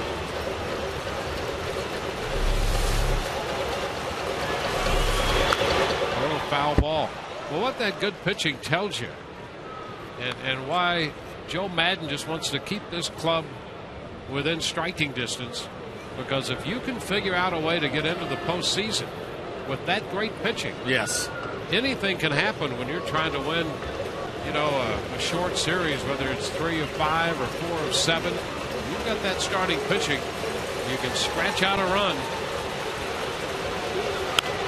And the other thing that you have, if you are able to get into October, you've got 2 guys at the top of the rotation that can be overpowering. Yep. You know, David Price, James Shields are capable on any night of going out and striking out 12 or 13 guys.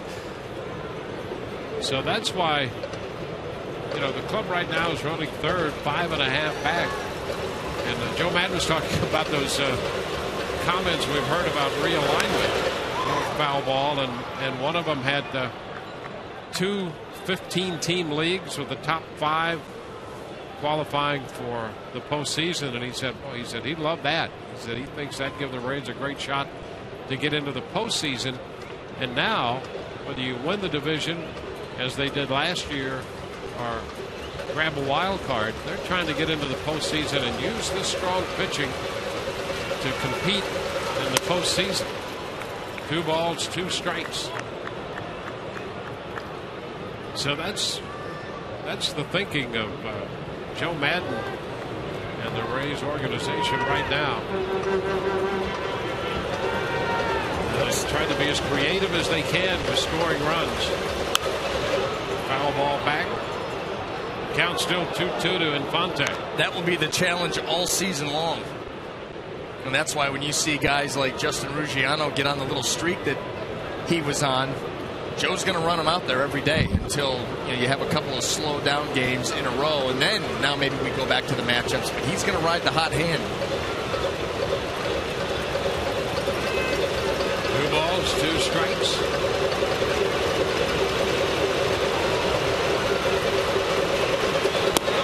A swing and a miss. Infante missed the fastball. They leave Ramirez at second. Bottom of the 5th on its way. 4-1 Rays.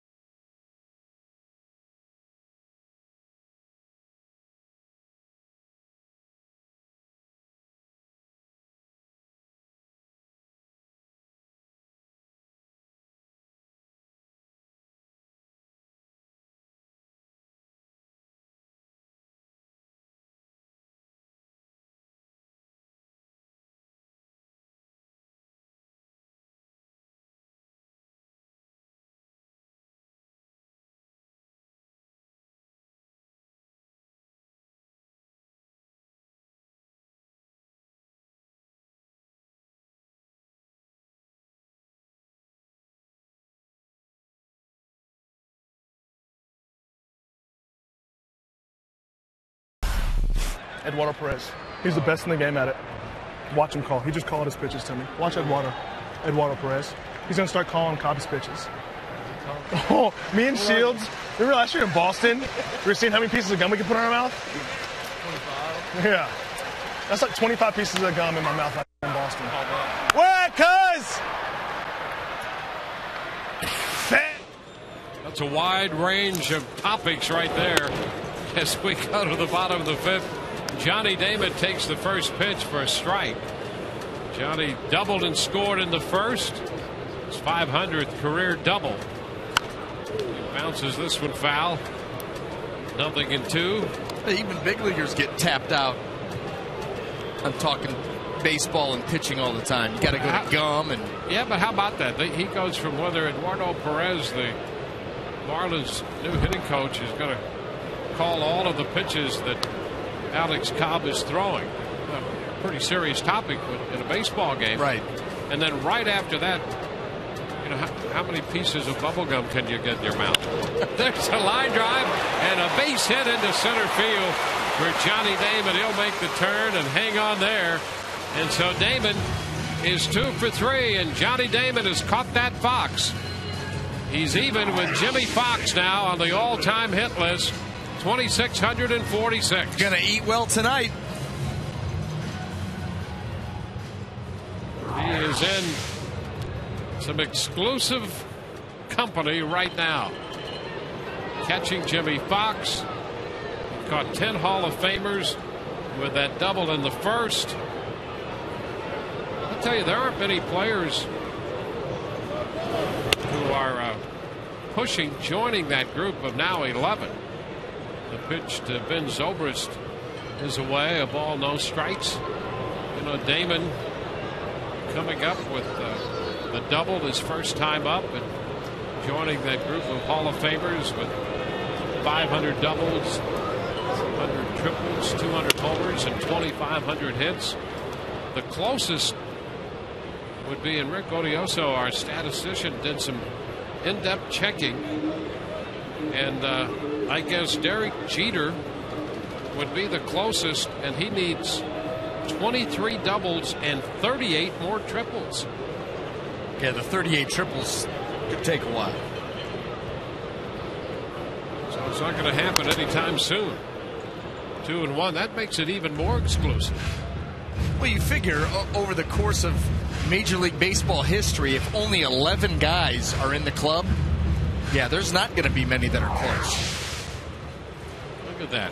Joining this list, I mean, I don't care what list those guys are in. You want to be in or on that list. Yeah. Yeah, I mean, look at the names. I mean, those are legendary names. Zobrist takes it the other way fair, down toward the left field corner. Damon hitting third. Foley will put the stop sign up for him. It's a double for Ben Zobrist, and the Rays are threatening to get more. Damon's leadoff single and the double for Ben Zobrist. Ben is 2 for 3 tonight. Now this pitch away from Ben, but you see where the eyes are, right down on it. He lines that ball hard, skips it down into the corner. Rays with another threat here, second and third with nobody out.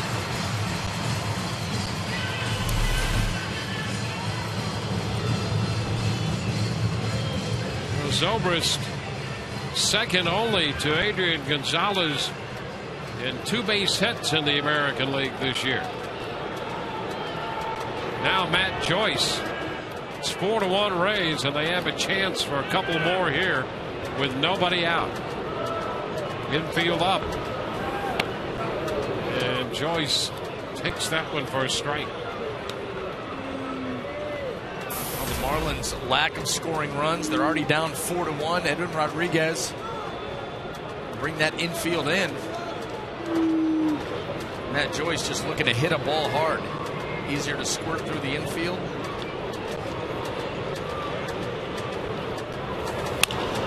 And he lifts it into center field. Wise is there getting behind it to make the catch, and the throw will be toward third. Damon scores, and the Rays have their 5th run of the night. Joyce, with his 2nd sacrifice fly of the night, drives in Damon from third base. 5-1 Tampa Bay. Matt Joyce got it deep enough. Dwayne Wise didn't even offer it. Johnny Damon, he was looking to see if Zobrist was going to try to move up a base, and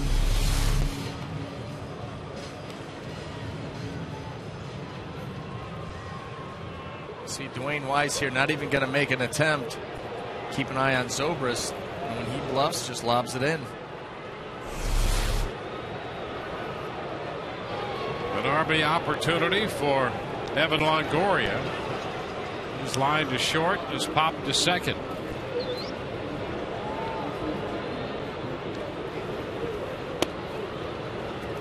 First pitch, a curveball taken for a strike.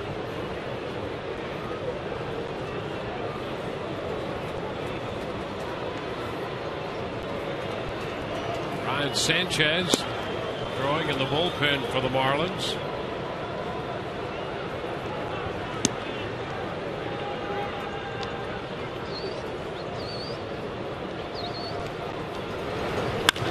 There's a shot, well tagged into deep left. Morrison back. Oh, he got it. Morrison, just a step from the wall, made the grab before bumping into that fence out there and hanging on. Well, that had extra bases written all over it. And Logan Morrison made a great grab. Wow, what a frustrating at-bat there for Evan Longoria. Stayed right on this slider, drove it, didn't think there was any way Morrison was going to get to this. How about that catch? Flashed the late leather before crashing into the wall. Nice play. Now Casey Kochman's going to be given the intentional walk. Casey already 2 for 2 tonight. So With first base open, they're not even going to pitch to him. With the right-handed bat of Upton on deck. Konchman singled in the second, and he doubled in a run in the third.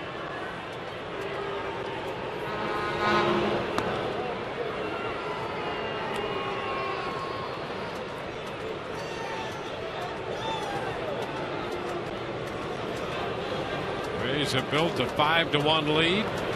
They won by that score last night. Konchman hands off the bat. B.J. Upton about to step in.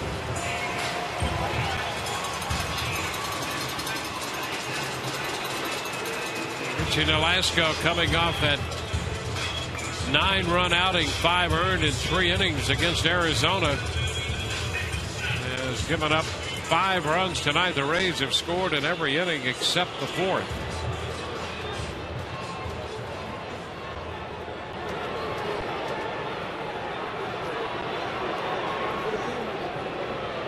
Here's BJ.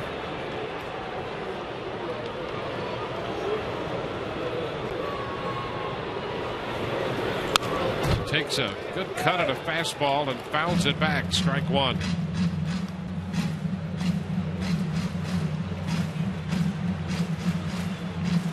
Nolasco missed the last month of last year with a meniscus tear in his right knee. Finished the year making 26 starts. This is his 15th start of this season. And the 0-1 pitch to B.J. Upton. 0-2 now. That slider had some bite, and B.J. missed it by plenty. Yeah, good sweeping action. Started that ball middle of the plate and just really took it way off. Heyman has scored. Zobrist on second now with Konchman at first. 2 outs and a 2-strike count to Upton.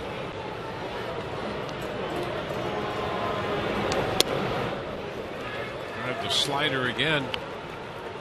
1 ball, 2 strikes. Upton read it early and laid off.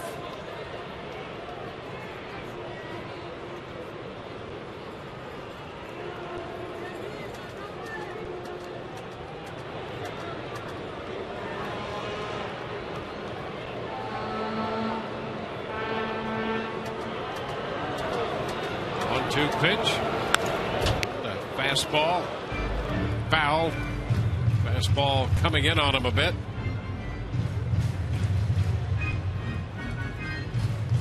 B.J. Upton trying to add to the Rays' lead.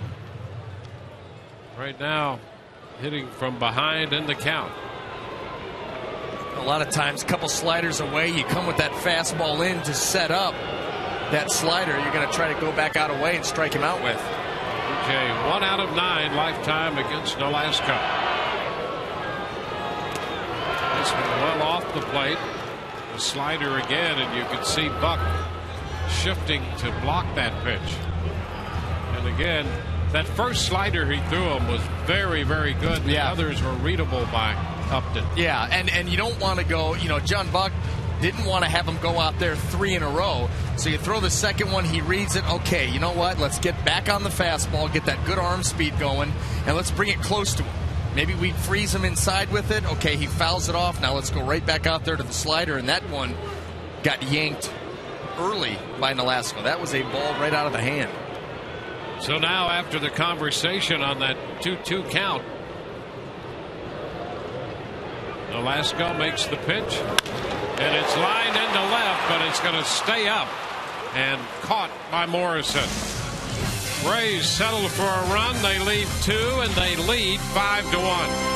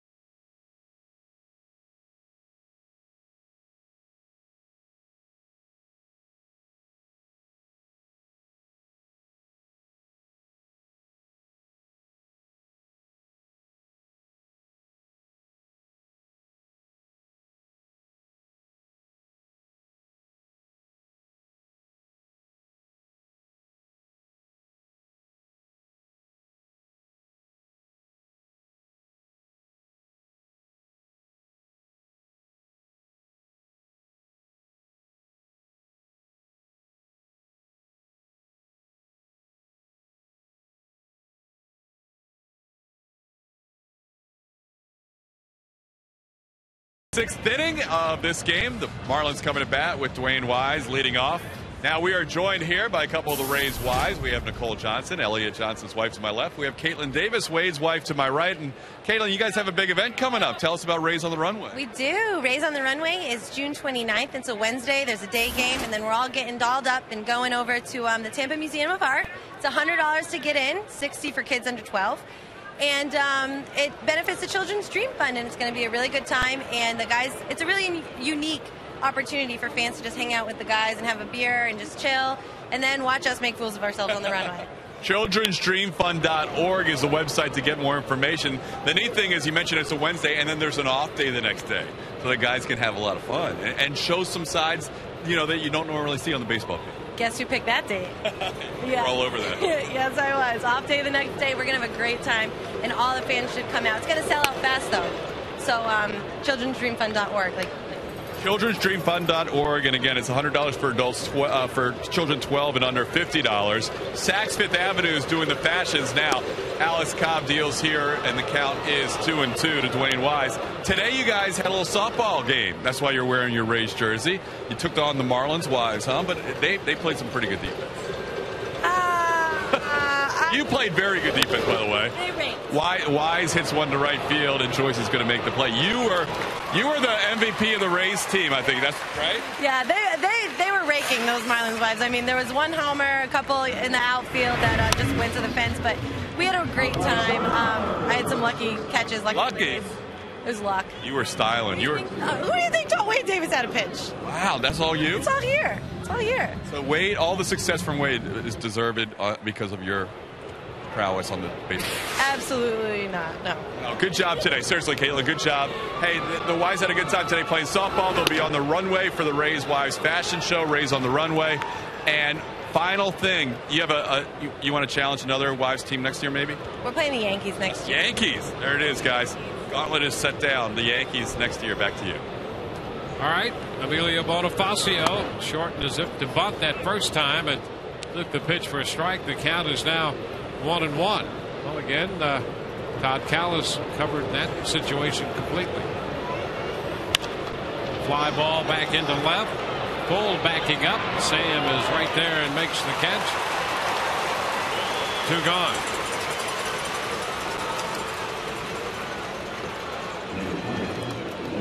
Logan Morrison will be the hitter. Morrison with a run with a big chop out in front of the plate in the first inning. Scored the first run of the game, and the Rays have come back with 5 unanswered runs since then, holding a 5-1 lead. Breaking ball in there. Alex Cobb has been very good again tonight. Well, he's got it all working. You saw the curveball right there. The changeup's been good. The fastball to both sides. 0-2. You can see he is pitching with a tremendous amount of confidence.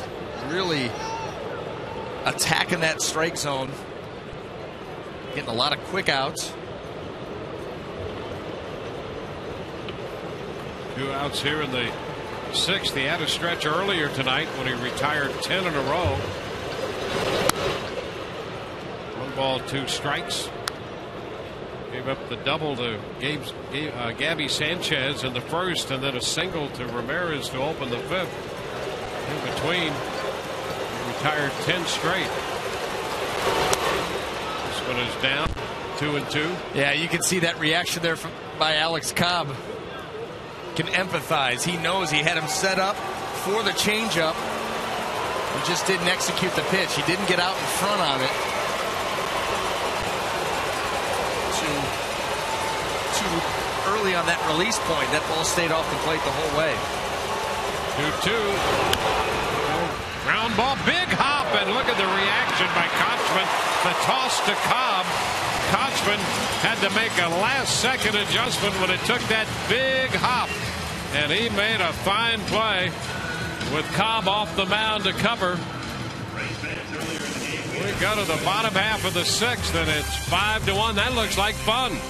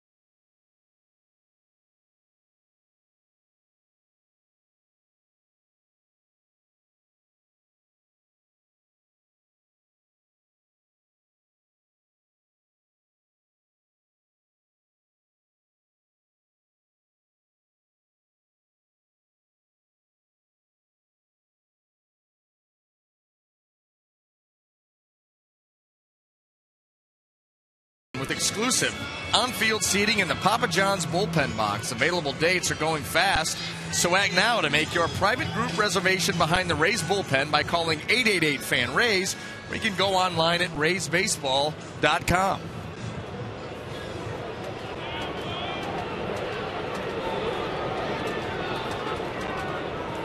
Rays coming into bat in the bottom of the 6th inning, and they hold a 5-1 lead. Velasco out of there after 5 innings. Brian Sanchez is the new pitcher for the Marlins. First pitch to Jaso is a strike. The Rays taking a look at this right-hander. Sanchez with good stuff and good numbers to go with that good stuff. It translates. In relief of Nolasco, who worked 5 innings, gave up 8 hits, 5 runs. He made 86 pitches, no strikeouts, and the 1 intentional walk.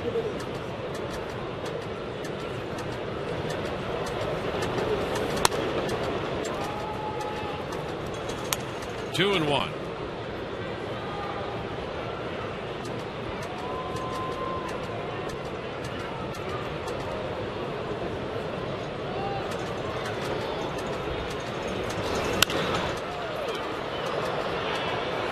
Popper. There is in shallow center from his shortstop spot. 1 away.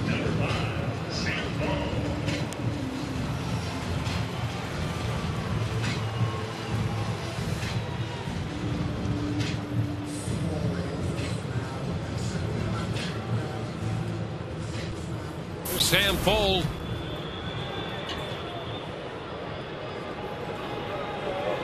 Drove in a run with a base hit and scored a run in the 2nd inning. Rays have scored in 4 of the front 5, batting in the 6th. Sanchez misses upstairs, 1-0.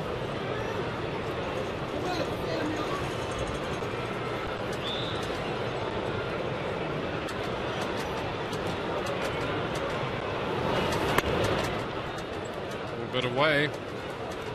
2-0.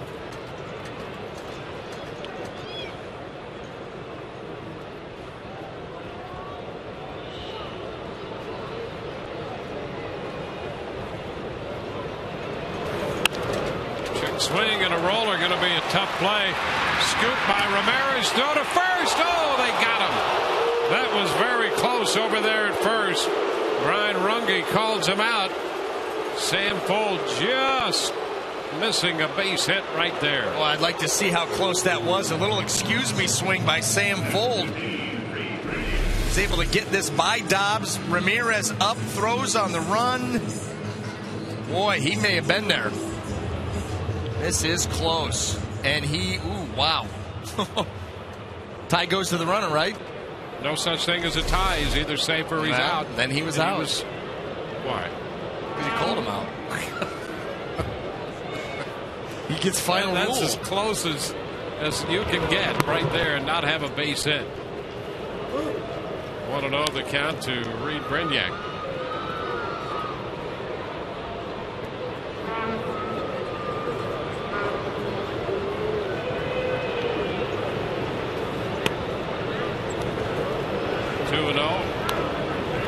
Deserve another look. Well, how close that was. 2 outs with the bases empty.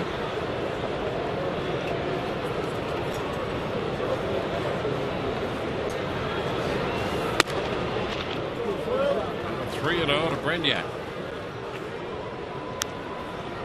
Or not. Maybe.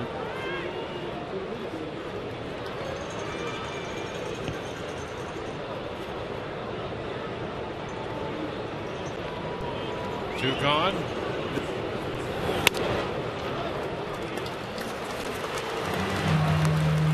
Ball 4. Let's take another look at that close play at first. Now you see Fold with the lunge trying to get there, and also, you know, he could, wow, it looked like cleats down. Cleats down. I'll tell you what, too, if he would have hit just the front edge of that bag, Well, and I think, that's one of the reasons, and a good observation. I mean, there's always a reason you're out. Yeah. And I think you're right about that. He hits the front edge of that bag. He's lunging, going all out, running full speed, so it's difficult. But boy, if you hit the front edge, you get there just a little bit quicker. Maybe makes that call a little easier for Brian Runge. Johnny Damon in the batter's box.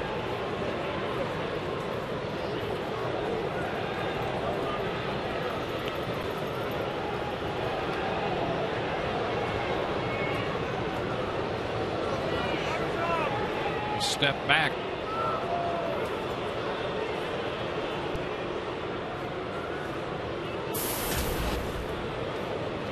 We're talking about that exclusive group that Damon joined with the double he picked up his first time up tonight. The 11 Hall of Famers in that group. If you'd add the stolen base component to that group at 300, it would reduce that group to only 3. Damon already has 392 steals. You'd have only Paul Molitor and Willie Mays in that group. Only 3 guys who've ever played the game would have reached those totals. I mean, those are pretty astounding numbers. Yes. For Johnny Damon to accumulate in his career. Yes, they are. Want to know the count here to Damon. I mean, it's amazing to begin with when you think of only 11 guys defined with all of those numbers: 500 doubles, 100 triples, 200 homers, and 2,500 hits.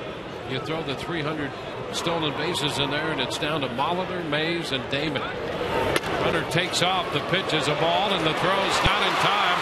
A steal. Brignac on his feet and headed to third, and he's in there safely. So a stolen base for Reed Brignac, his second of the year. And he goes to third when the throw skips through. That was a really good read by Reed Brignac. Easy for me to say. Love the aggressive base running. Here he swipes the bag, but he sees nobody's there. Now that ball didn't squirt all the way out into center field, just a little ways. He saw that nobody was out there and aggressively gets up and hustles into third base. Nicely done. And here's the situation there. That was not that bad a throw. No. Buck's probably going to get the error, and that tends to be what happens in that situation. But that was not a throw that could not be blocked, and Buck will get his 4th error of the year on that throw, allowing Brignac to go to third. That was some quick and decisive base running by Brignac. And there's a walk to Damon. A couple of bases on balls in the inning. It's first and third with 2 outs. And one thing you really notice about the Marlins and suffering through what's now an 8-game losing streak and a 1-16 month. As much as you try to battle through it, there is a certain lethargy that's with this club that you see in any club that's going through this. It's so difficult to fight your way through. Pitch in the dirt. Now down to second goes Damon.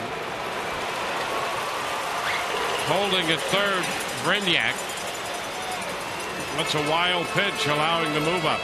If you're in a good frame of mind and your team's playing well on any given night when you come out, play a major league game, it's not easy. You see this ball way out in front of the plate. Buck does everything he can, takes it off the throwing shoulder. Nothing he could do. Johnny Damon moves up. But even if you're in a good frame of mind, it's difficult to come out and win a major league ball game. 2 teams are going to go head to head with the best baseball players in the world go at each other. It's not easy. When you start to lose and the free fall starts, and you started the month with an 8-game losing streak, then you win a ball game. Now you're on another 8-game losing streak, and it starts to set in where mentally you're down, and you come and try to win a ball game. It becomes that much harder. And oh, by the way, when you're on a streak like that, the team in the other dugout, They don't want to lose to you. Absolutely not. You say we are not losing this team. They are reeling. You just keep pushing them down that hill, so it makes it even tougher to win. 1-0 the count to Ben Zobrist. 2 men in scoring position, and there's a strike. 1-1.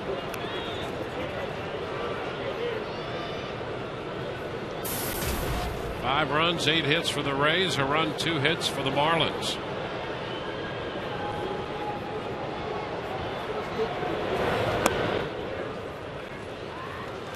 Two and one.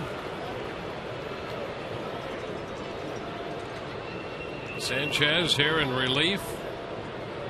His last appearance was on the 15th against the Phillies on the road. He pitched 3 innings in that game. And now it's 3-1 to Zobrist. You know, that fastball was upper 80s right there. Yeah, after 2 quick outs this inning, Brian Sanchez has lost the strike zone.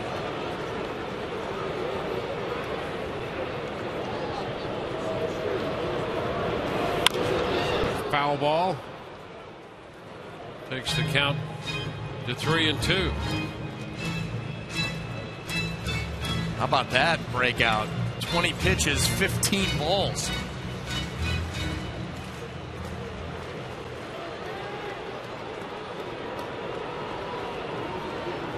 Well, it's 3-2 with men at second and third. He's got a split that he'll use as the change. He goes with the fastball and he walks Zobrist. So the bases are loaded on 3 walks. Yeah, he just can't, and he's not making the adjustment. Those balls staying off the plate away. The Mosaic Company and the Rays are working together to end hunger through home runs for food. With each Rays home run, Mosaic donates $500 to Feeding America Tampa Bay. So far, $32,500 has been donated.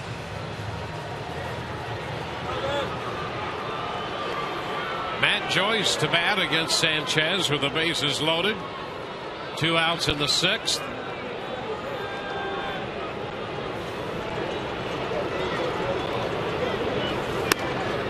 Matt takes a pitch high, same spot. Boy, if you could pull up Fox tracks on the last 3 hitters and see how many fastballs are in that general area off the plate away to the lefty.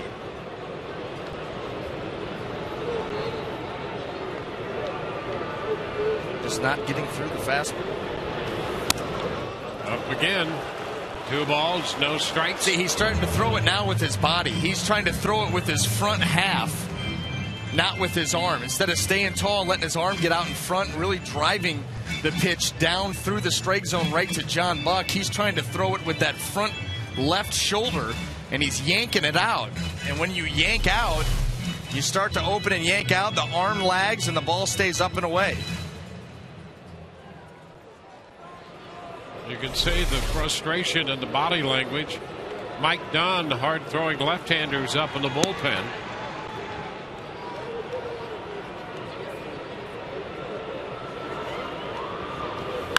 And a high foul up the right side. Well, that ball up around the catwalk and then back up into the stands. 2 balls and a strike. That pitch was up, might have been out of the strike zone, but Joyce had his eyes just pop wide open at the general location of that pitch. Well, it was the first one that was over the plate. 2-1. And that's ball 3.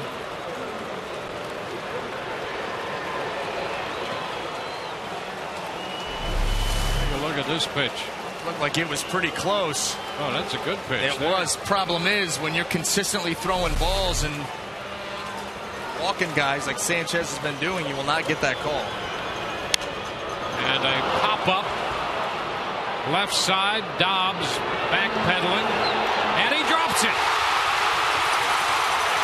2 runs will score. He started to backpedal on that ball and then veered to his left. Renyak and Damon score. Zobrist goes to third. The Rays get 2 more runs to make it 7-1. When it's going bad, it's going bad. Here you finally make a pitch with the bases loaded after walking them loaded. You get the pop-up infield, and he just flat out missed it. Boy, late movement like that's always scary, and then the reach. Almost looked like he was distracted by Zobrist running in front of him. So the Rays now lead 7-1. 5th error of the year charged to Dobbs. And Longoria fouls a fastball back. Strike 1.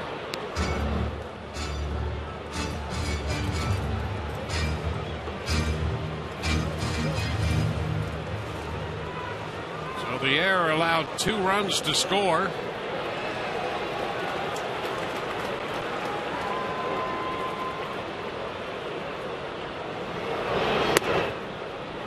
Takes this pitch over, but low. 1 ball, 1 strike.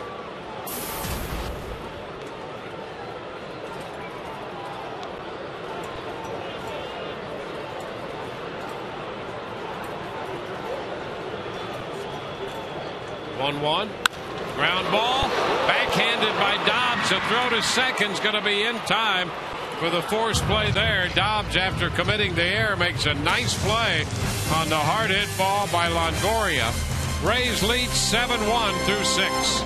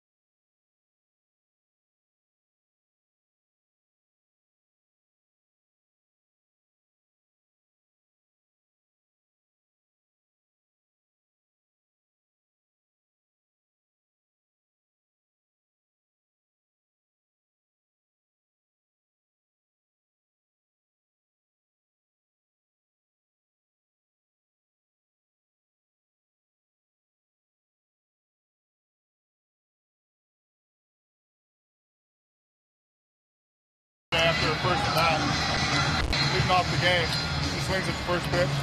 The first thing she says to me is, "Don't say anything to me about swinging at the first pitch." How many home runs does he have? 2. 1. Who did he hit his home run off of? Oh my God! You're not supposed to remember that. In Miami, I do. I don't. Are you screaming at that? There's Omar Infante, who has 1 home run. And David Price well aware that he gave up that home run. In fact, he also gave up a home run to Hanley Ramirez in that game. Yeah, you don't forget many times who gets you.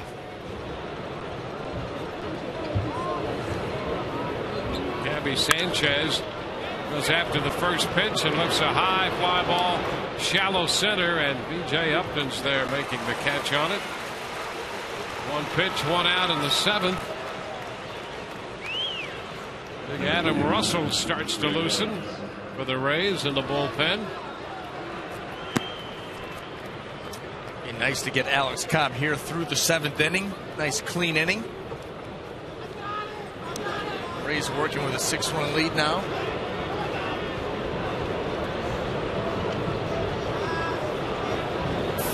Greg Dobbs in the top of the 8th at Boston. And the Brewers lead the Red Sox 4-2.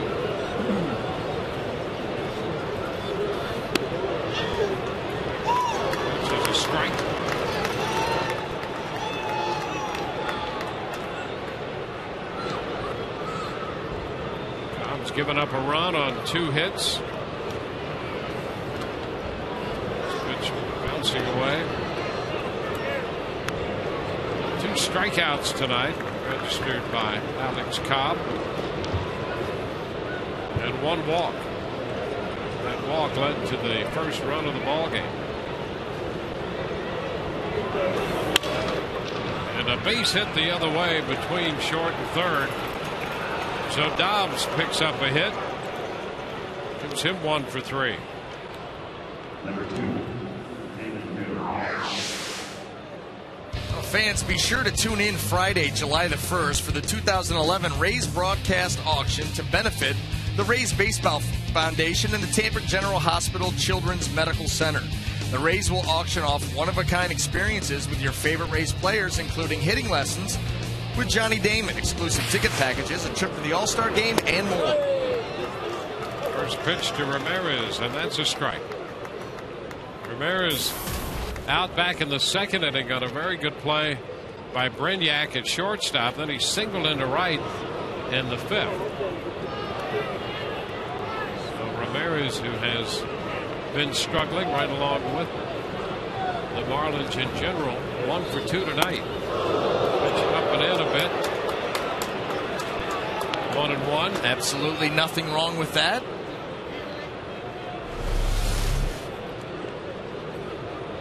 Fastball here running in, up and in, and sending a message.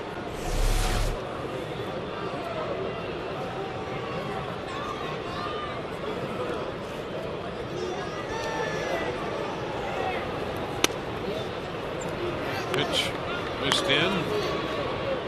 2 balls and a strike. Cobb about to make his 100th pitch of the night.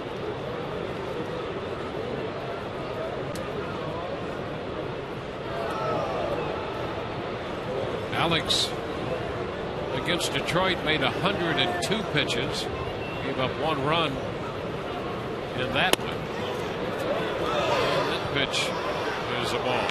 3-1. He's had 100 pitches on the evening. He's behind Ramirez, 3-1. Back-to-back changeups that he came in with and missed off the plate.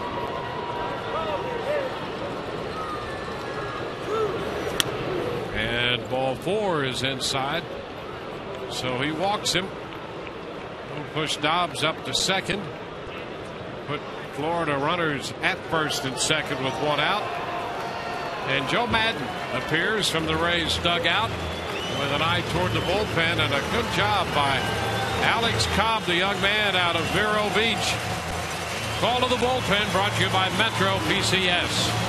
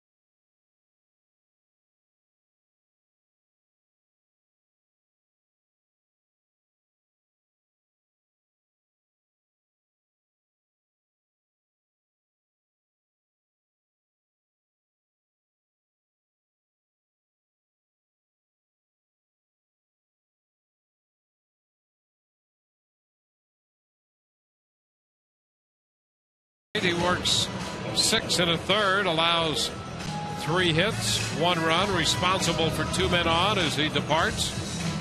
Struck out 2 and walked 2.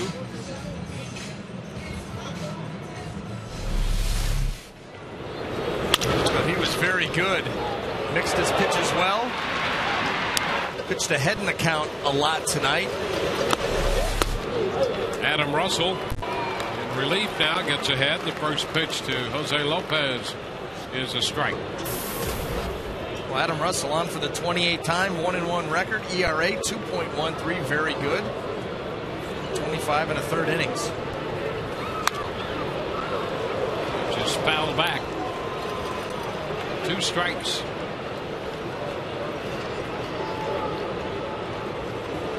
Adam Russell pitched an inning and a third in the Boston series on Wednesday.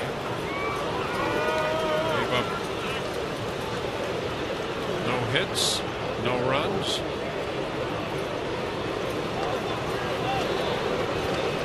He's ahead of Lopez, 2 strikes. Lopez reaching out, pops it foul. That's going to carry out a play. Texas and Atlanta going into the 10th inning tied 4-4. That game was rain delayed down the middle.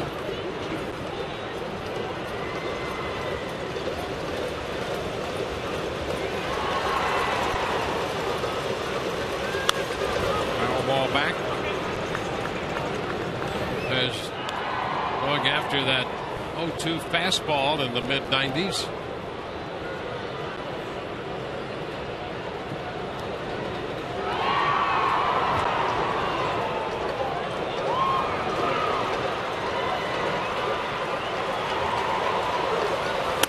Upstairs.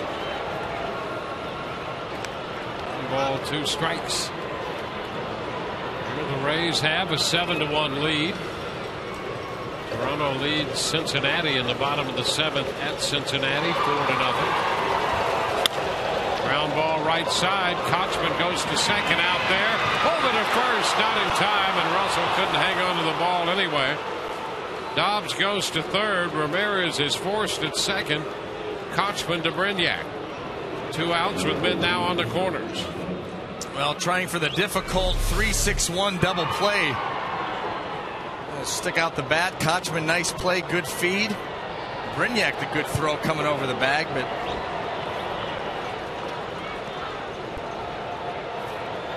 yeah, he would have been safe anyway, but Russell couldn't hold on. Clearly beats it.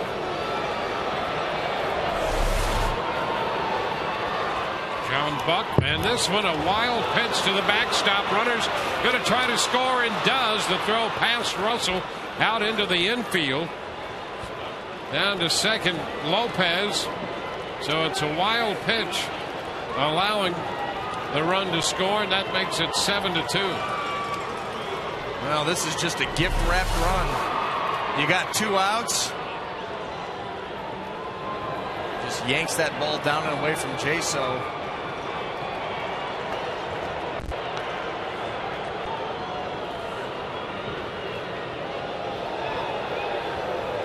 Dobbs in head first. And get stepped on there. You got the pitcher crashing towards home plate. Yeah, that's a big guy, Russell, to step on your hand. Absolutely. If you're a hitter or infielder, whatever you're doing, but especially if you're playing first or third the way he does, and hits. That is a quick trip to the disabled list is what that would be. Adam Russell 6'8", some girth behind him. Doesn't feel too good.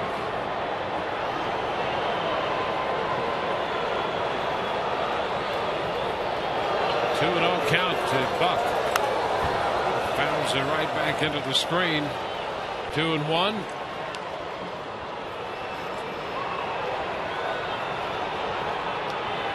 The Minnesota Twins batting in the bottom of the 8th, leading San Diego 1-0, and Scott Baker has given up just 4 hits and has 10 strikeouts through 8. Fly ball, center field. Upton waiting for it. He's got it. That'll take care of Florida in the 7th. They settle for 1. It's 7-2 Rays. Time for the 7th inning stretch.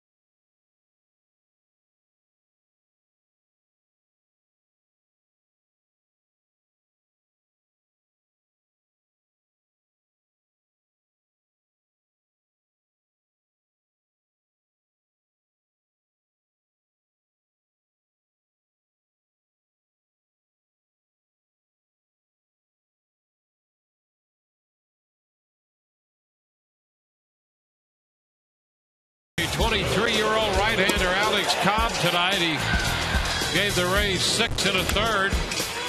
Charged with a couple runs, 3 hits, struck out 2 and walked 2. And Johnny Damon got his 500 double his first time up. That led to a run in the first. Sam Folds drove in a run in the second. So did Reed Brignac when the Rays made it 3-1. They kept tacking on. Kochman's double chased home a run in the third. They added 1 in the 5th inning. Fly ball to center by Matt Joyce got that one home, and 2 more in the 5th on the error on the pop-up by Joyce. So the Rays lead 7-2 coming into hit in the bottom half of the 7th inning. For the Marlins, we'll bring on left-hander Mike Dunn for the 33rd time, a 4-5 record. A lot of decisions coming out of that bullpen. 31 in the 3rd innings, 38 punch-outs. He does have a big fastball. Very strong arm, and he faces Casey Kochman, who takes a look at a fastball. Strike 1. 5 innings for Nolasco. The Rays got 5 off him and 2 runs off Sanchez. 2 strikes the count.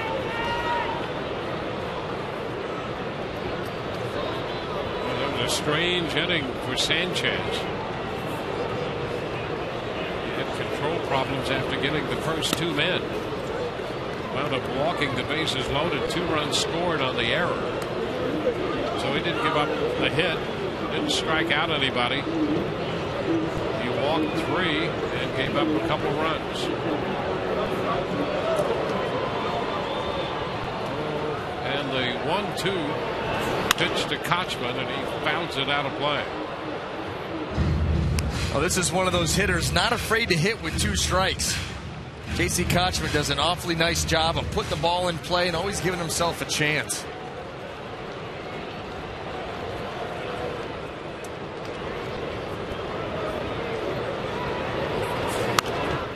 He fouls it back again. Been on 3 times with a single double and the intentional walk.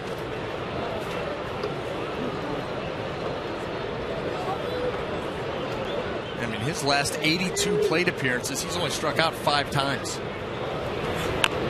Check swing and a foul ball right there. So you know he's destined to punch out right here. You mark it in your book. Yeah, as soon as we talk about it. Yeah. Right.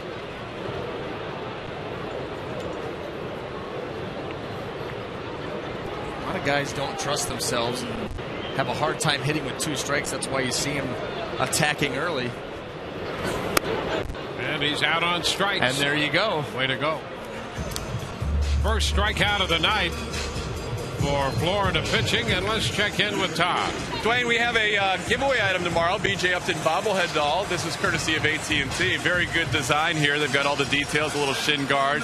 When he steals the base, he got the knee on the dirt there, and the little kickstart there with the stance. And in addition, I have to give this away, even though it's for kids 14 and under. It's Melissa celebrating her bachelorette party. Congratulations. She is an elephant trainer at Busch Gardens. And look, all the girls are here from Tampa and Illinois. Her mom's here from Illinois. It's a big bachelorette party, so congratulations, Melissa. Thank you very much, Todd. She is a big fan of Sun Sports and the Rays, so guys, right back to you. I'll be here for a little bit. All right, I'm sure you will. You'll be sticking around there for the remainder of the evening, I'm sure. Hey, that's a catch. That's a catch. I mean, when your fiance, bride-to-be, says bachelor party, we're going to a baseball game, come on. There you are, huh? Yeah. Yeah. 1-1 to count. And Todd did say that he was going to stick around there for a little while. Trolling. There he is. Look at that.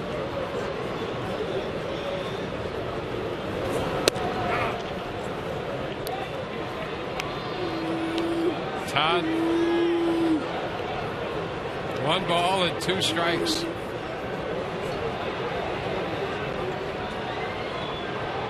I'll be back. Don't worry. I read his lips. You're right. Let me get the camera off me and give me 5.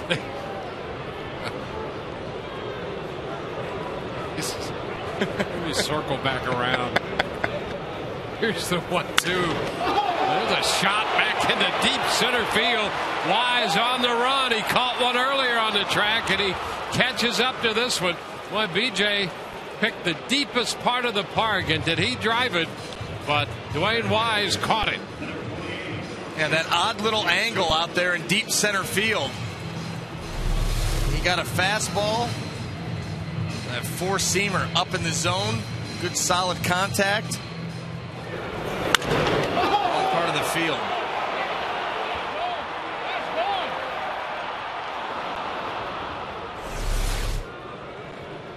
Here's John Jaso. Pitch is low.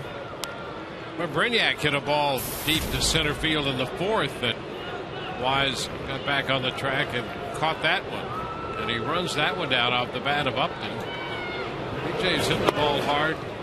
You know, he lined to center in the third, and he hit a hard line drive to left in the fifth inning. And this deep fly ball to center in the seventh. It's a tough 0 for 4 for Upton. 2 balls and a strike to count to Jaso.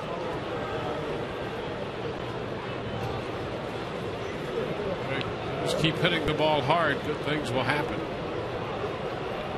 That's what Evan Longoria's got to tell himself. High fly ball by Jaso. Bonifacio going back to the track, and he's got that one. A deep fly ball to right field, and the Rays are out in the seventh. On to inning 8. 7-2 Tampa Bay.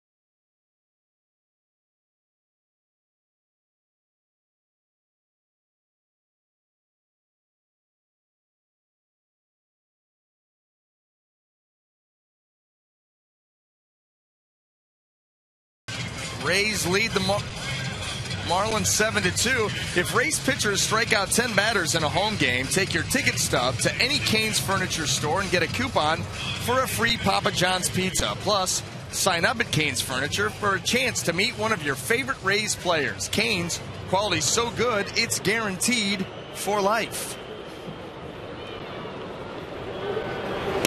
Omar Infante leads off the 8th. 1 ball and no strikes.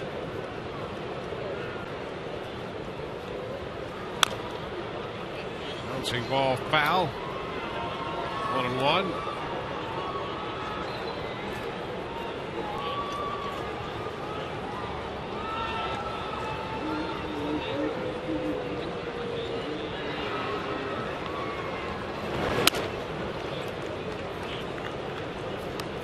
Two and 1. Adam Russell in relief of Alex Cobb. Cobb works 6 in the 3rd. The line drive, that's going to be fair. Back toward the corner. Kicks out to Fold. Infante's on his way to second and arrives with a double. I'll tell you something right now. If you're going to line a ball down into the corner with Sam Fuld playing left field, you better be hustling out of the box if you want a double. He gets to the ball and gets rid of it so quick. There's a fastball elevated out over the plate by Russell, and Fonte smokes it down into the corner. He realizes right there, Fuld has already got the throw coming in. Swing and a miss by Wise. Wise, a fastball cut at the slider. It broke down and in.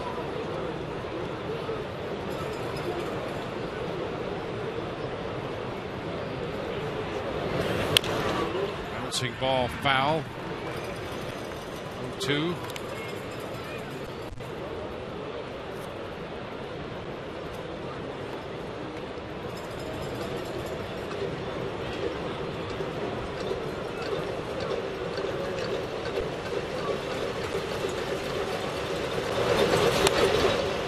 It's away. 1 ball and 2 strikes. Rays and the Marlins meeting for the 5th time this year. They're 2-2 in their season series.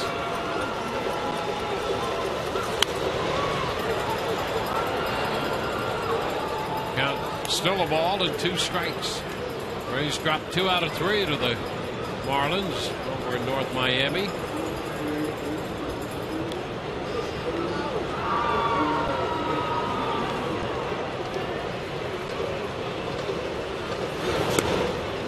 Pitch low and it bounces away from Jaso.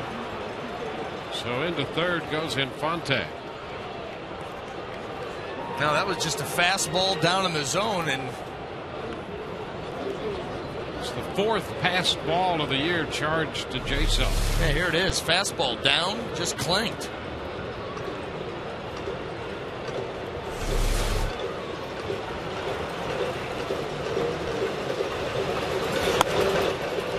High and the count is full.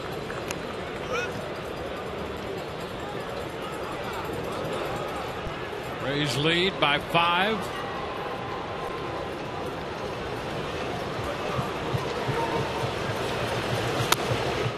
And ball 4. First 2 men are on against Russell. First and third, nobody out.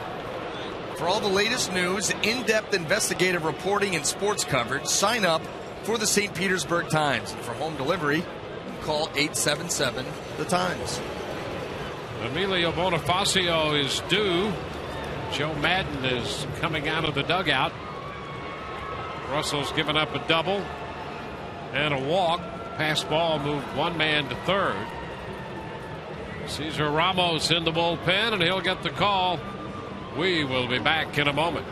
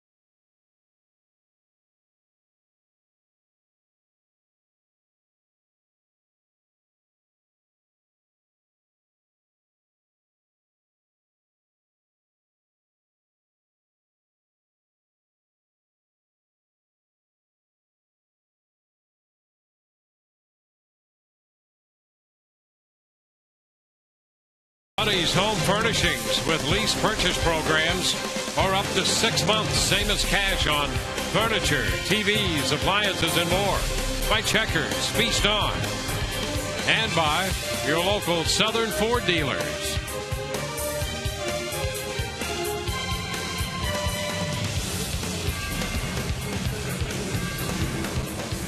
New pitcher, the left-hander. Cesar Ramos takes over for the Rays. Turns Bonifacio around.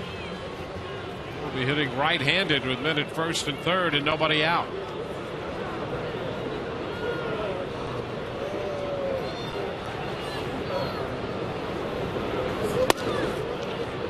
First pitch, a fastball, ball one.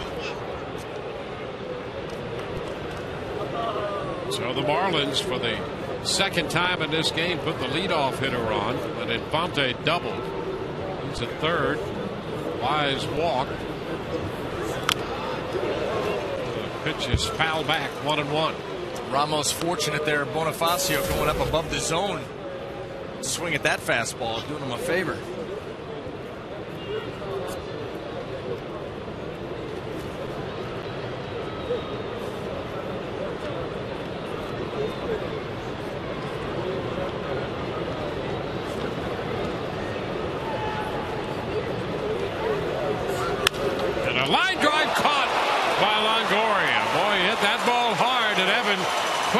Moving to his left, got it in his glove, and managed to hold on for the first out of the inning. Yeah, you got to have quick reaction time, quick hands. Bonifacio does a nice job of following that ball down. Watch him follow this curveball and then smoke it. Boom. What a play.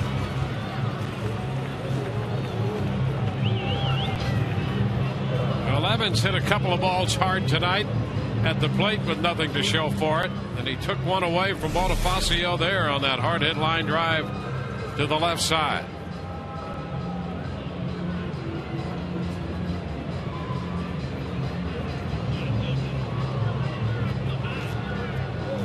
Texas defeats Atlanta. That's 5-4, the final in 10 innings. Beltre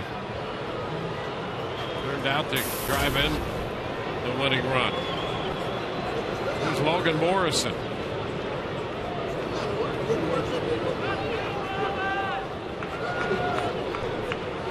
Still first and third, one out now. Ball one.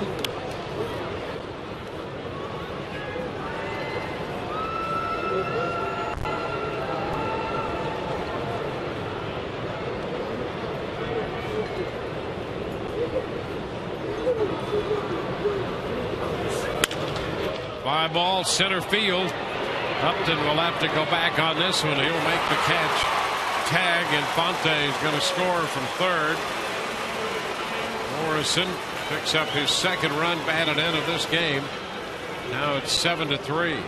Holding at first is Wise. So 2 outs. Gabby Sanchez is due, and the Rays will make another pitching change.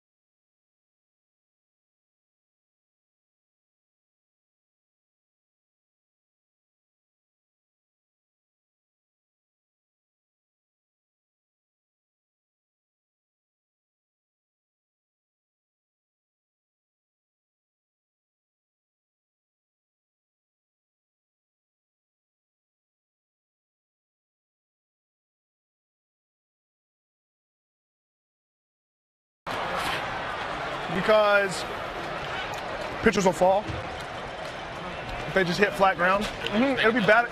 No, it'd be bad on our backs. Already. Change up. It's bad for your back already. Pitching is bad. It's harsh.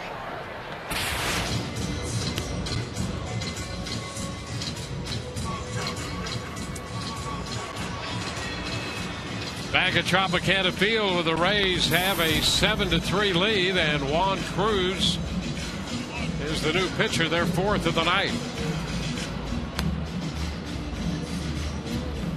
Cruz 4-0 with a .312 earned run average.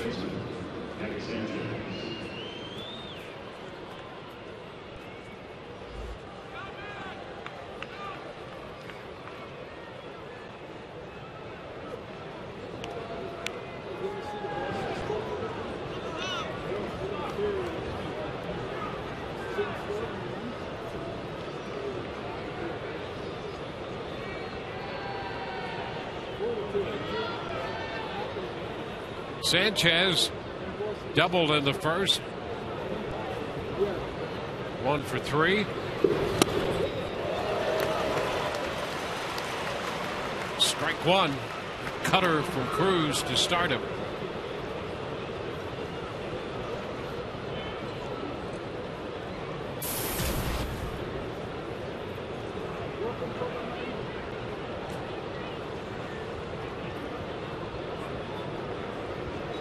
It's a 4-run ball game now. Pitch high. 1-1. 7 runs, 8 hits for the Rays. 3 runs, 4 hits for Florida.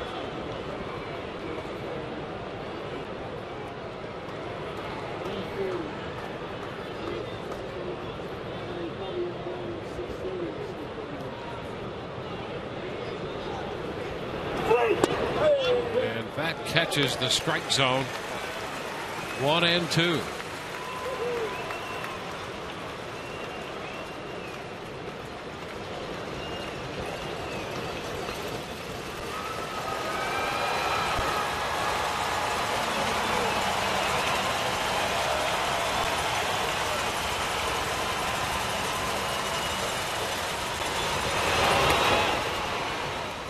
Two balls, 2 strikes.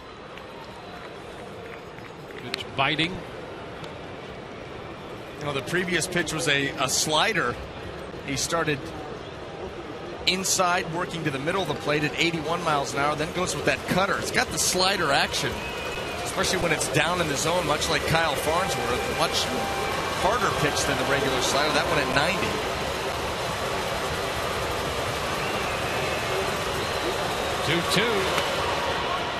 Now full count. Now you see, that's the cutter, 88 to 90 miles an hour, and it's got that same kind of down action as the slider.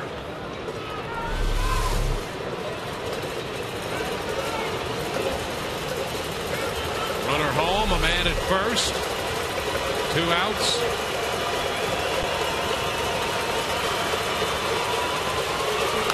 And it's foul back.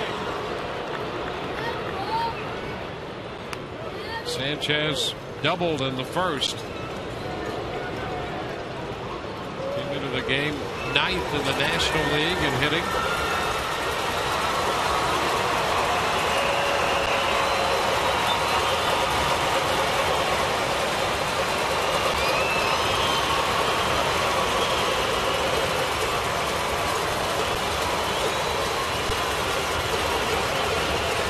Two again, and he fouls it again.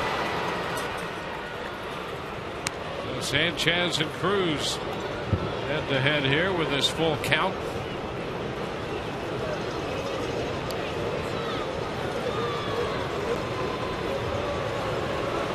Alex Cobb worked into the 7th inning, 6 1/3. Russell for 2/3. Ramos 2/3.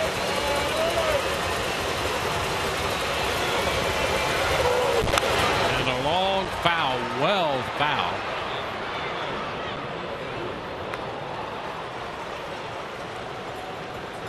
So this will be the 9th pitch made by Cruz here, facing Gabby Sanchez.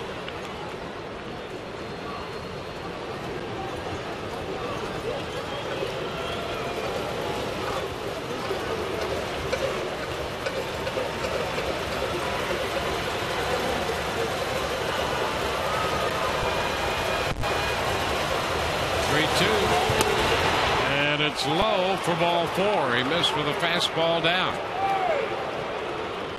So Sanchez draws the walk. Here's the full count fastball. Fox Tracks has it right at the bottom of the strike zone. Tim McClellan has it for ball 4. And the collective reaction from the Rays dugout. So 2 men on. Greg Dobbs will be up there. He singled and scored in the 7th inning.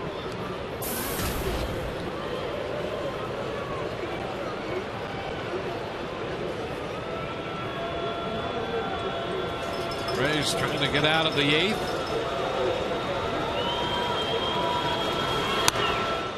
Cruz misses up and away.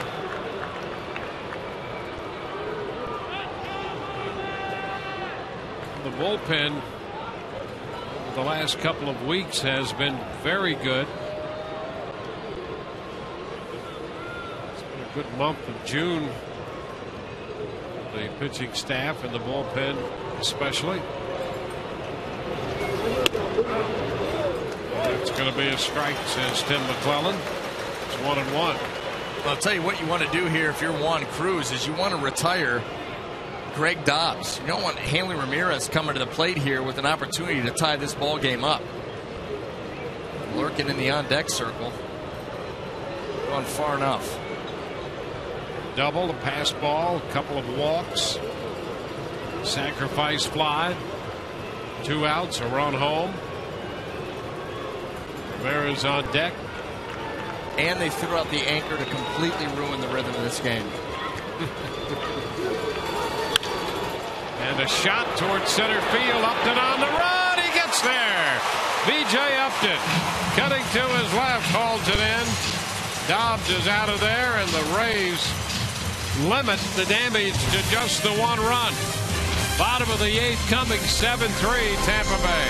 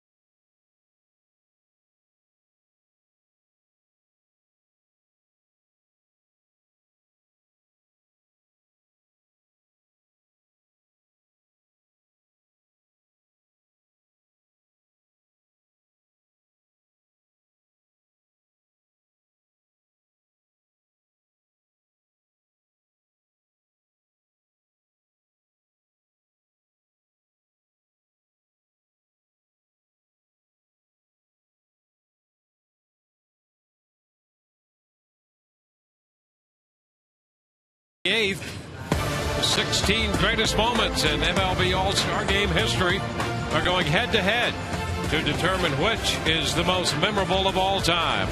Go to MLB.com/moments and vote now for your favorite Midsummer Classics, and tune in to the 2011 MLB All-Star Game on Tuesday, July 12th at 8 p.m. Eastern, 5 p.m. Pacific, here on Fox to find out who won. To Sam Fold is inside. A ball and no strikes. Fold singled home a run and scored a run in the 2nd inning. So foul back. Michael Dunn, the left-hander, worked the 7th inning out here to pitch in the 8th.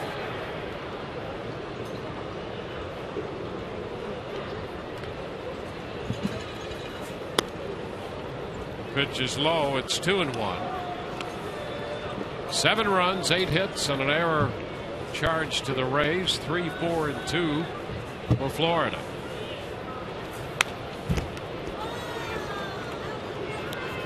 Two balls, 2 strikes.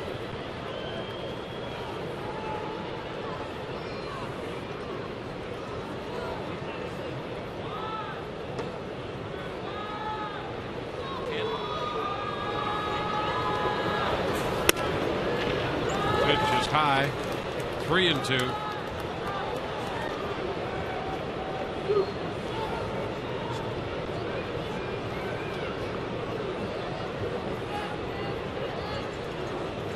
The count.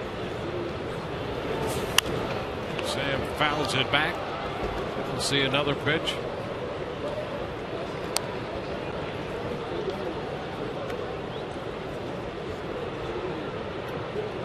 The Rays, after their 38th win of the year tonight, and Full draws the walk. It's 5 walks given up by Florida pitching. Dunn has the only strikeout for their pitching staff tonight.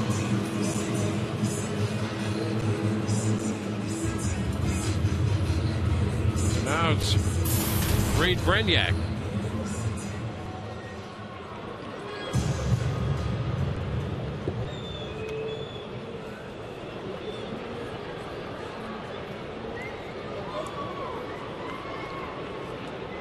Over to first.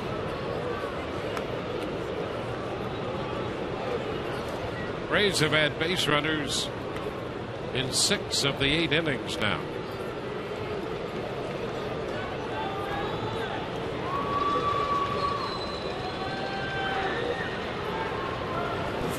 Brignac short as if to bunt, taking the pitch. 1 ball, no strikes. Milwaukee and Boston going into the bottom of the 9th with the Brewers leading that game 4-2. And we're just getting a final. That was a quick bottom of the 9th. A 4-2 final. That might be the quickest bottom of the 9th the entire season. This pitch is low. 2-0.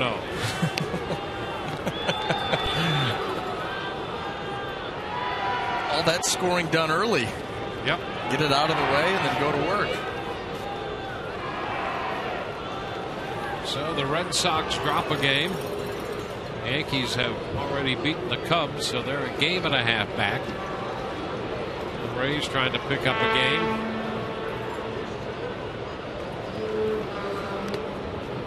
For the first. Again, Fold is back in. The Minnesota Twins trying to make a little move. They've now won 6 in a row, and they win a 1-0 game.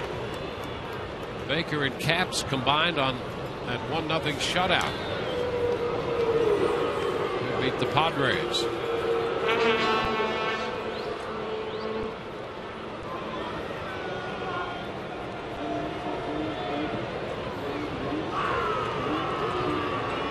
Sam with 14 steals. Brignac takes ball 3. Johnny Damon is on deck.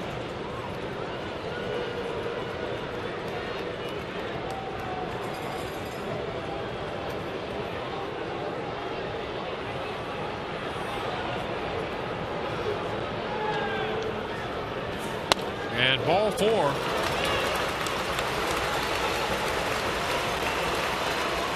Two men on, 2 walks. Those are Miller Lite. Tastes great this moment as Johnny Damon doubled his first time up to reach 500 in the double department. So he's one of 11 major leaguers of all time to accumulate 500 doubles, 100 triples, 200 home runs, and 2,500 hits. And he's ready to hit again here in the 8th inning as the Marlins pitching coach Randy St. Clair goes to the mound, and they've got a full-scale conference going.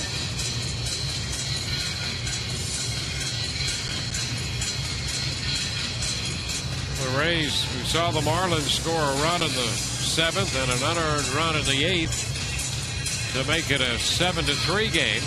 Try to build that lead again, headed into the 9th.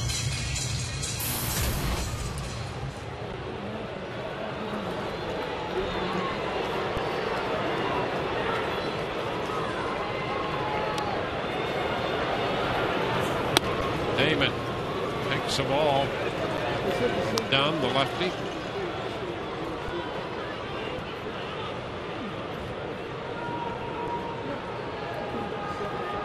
Damon has doubled, singled, and walked, grounded out to second the other time, and he scored every time he's been on. 3 runs scored tonight for Johnny Damon. Swings through the fastball, and it's a ball and a strike. Yeah, get it started early. Done with that explosive fastball.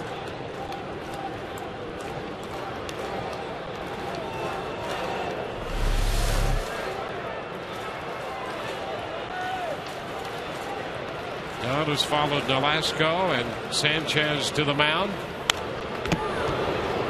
Johnny fouls it.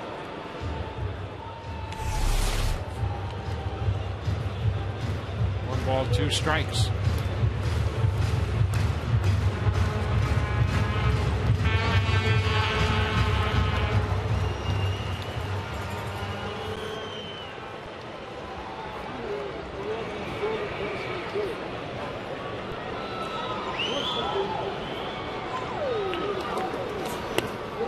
Pitch is down, 2-2.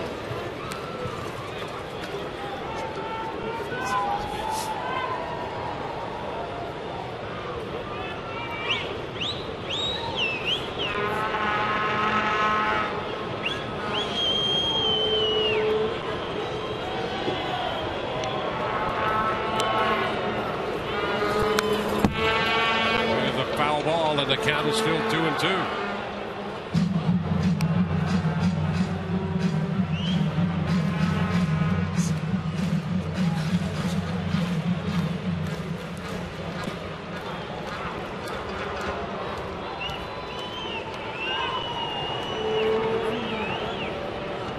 Damon against the hard-throwing left-hander. And we have a full count. 3 balls, 2 strikes.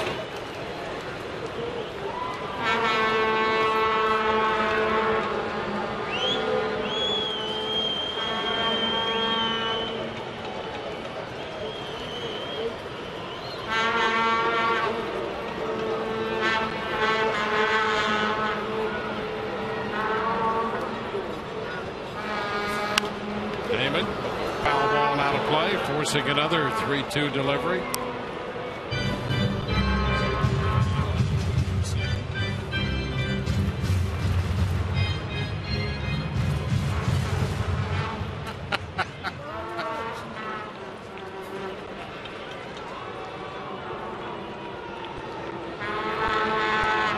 And at first and second.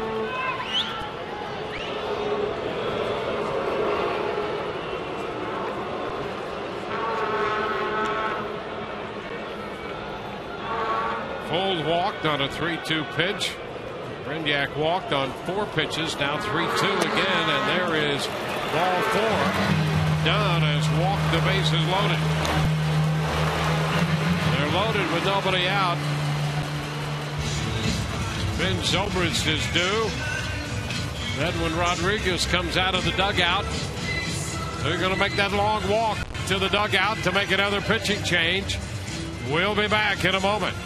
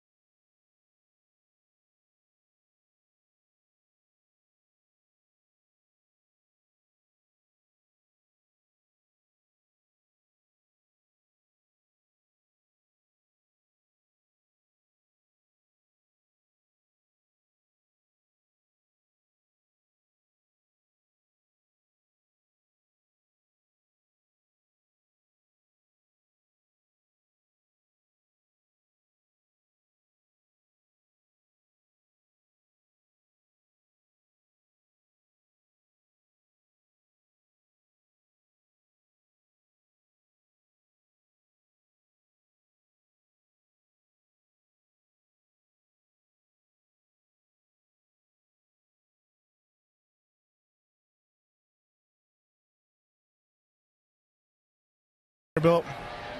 First College World Series game ever, and they boat raced. Don't you want me, baby? Don't you want me? Oh. Absolutely perfect harmony.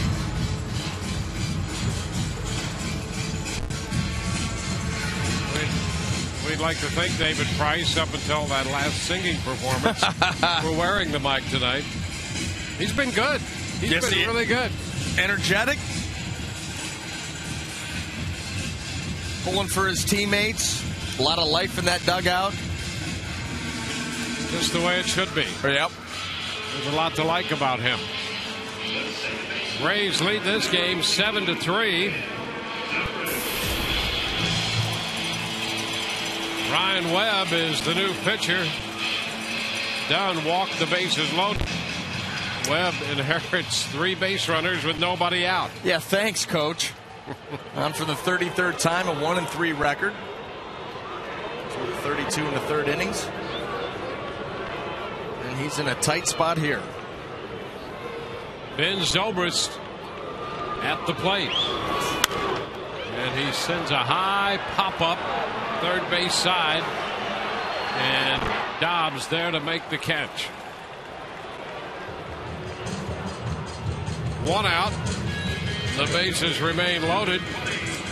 Well, Ben Zobrist, in his eagerness to try to drive a run in, he chased the fastball up and out of the zone. He's not going to be very happy with himself. And he goes back and looks at that on video. I don't think he's very happy with himself right now.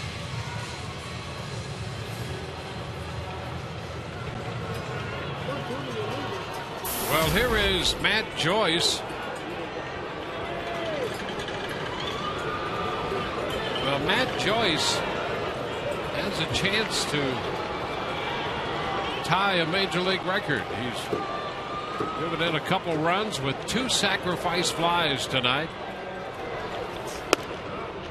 And the first pitch is a strike on the inside corner. The major league record for sacrifice flies in a game since they've been tabulating that in 1954 is 3. Wow. It's done 10 times, and the only other active player who's done that is in this game. A little tap foul. And that's Jose Lopez, who is the DH tonight for the Marlins. He did it with Seattle in April of 2008. That is a random stat, and I can't believe it's only 3. You know, the other thing, he's had those 2 runs on sacrifice flies, hit the other ball, popped it up, and 2 more runs scored on that pop-up that was dropped by Dobbs. So Joyce has been right in the middle of all the scoring without actually scoring a run himself.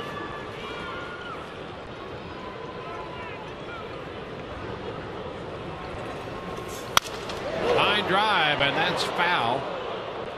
Down the right side. Out of play. Still a 2-strike count.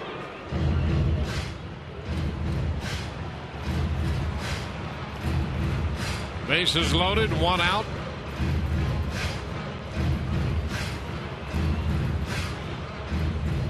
In the bottom of the 8th.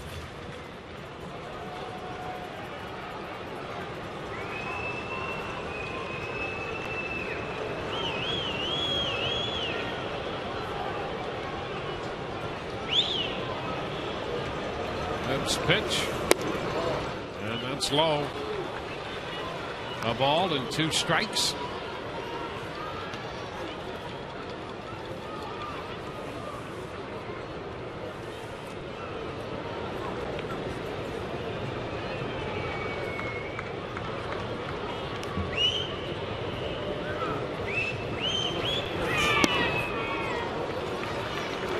Two and two. Marlins got Webb from San Diego. Ryan's from Clearwater. Had Hank pitched in the big leagues. Came over in the Cameron Maben deal. and has a very good arm. 2-2.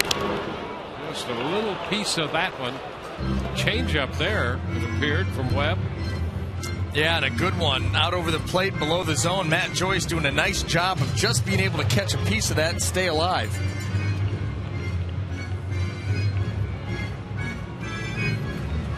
Ryan out of Clearwater Central Catholic High School.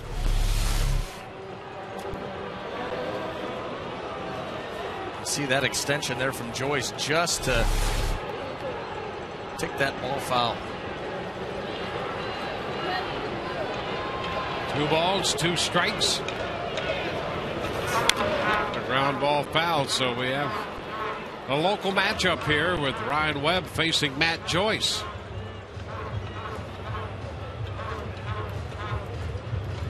Bases loaded, 1 out.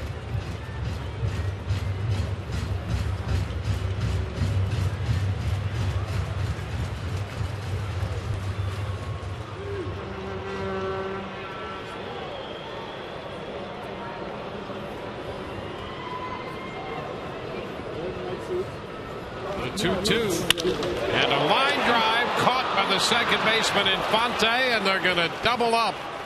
Brignac off second base to retire the side. So the Rays leave 2. We go to the 9th inning. 7-3 Tampa Bay.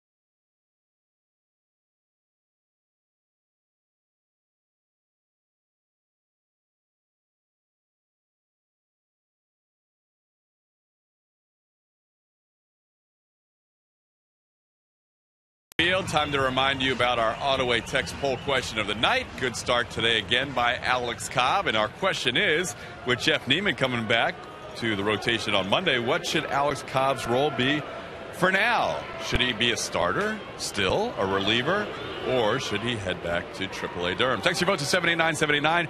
We'll have all the results in our Rays Live postgame show. We'll also have interviews from the clubhouse, Joe Maddon's press conference, thoughts from Dwayne and BA, and a lot more coming up after the game, guys. All right, thank you, Todd.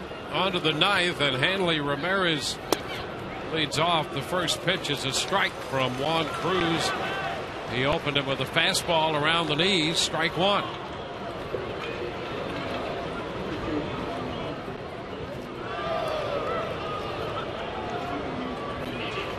Ramirez has a walk and a single tonight.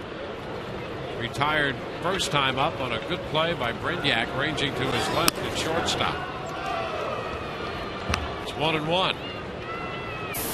Hanley Ramirez batting 6th for the first time since August of 2006.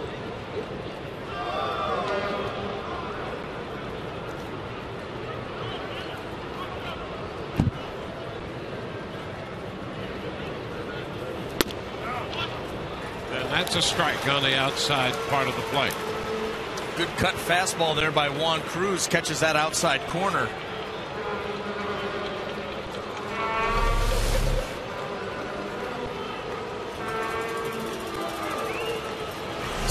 Hanley Ramirez stride went, how far away that ball was from him.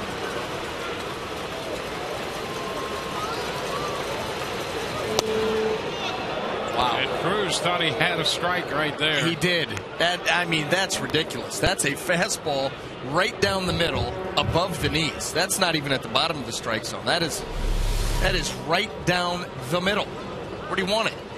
Holy moly. That's brutal. That's brutal. Wow.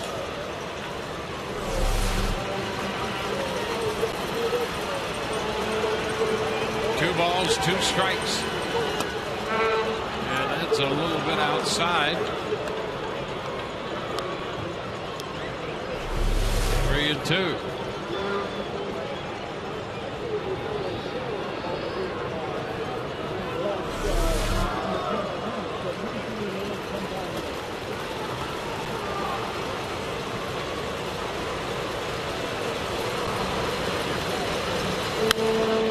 Is foul back.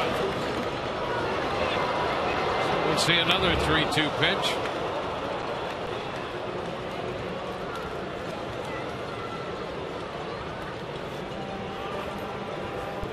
Toronto has beaten Cincinnati tonight.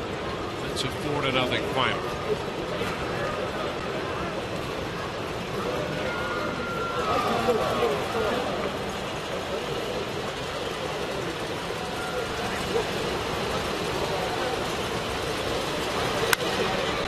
Is foul back. Fastball.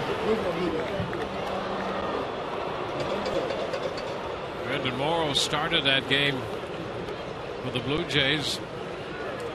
He had help a couple members of the Blue Jays bullpen, and they shut out the Reds.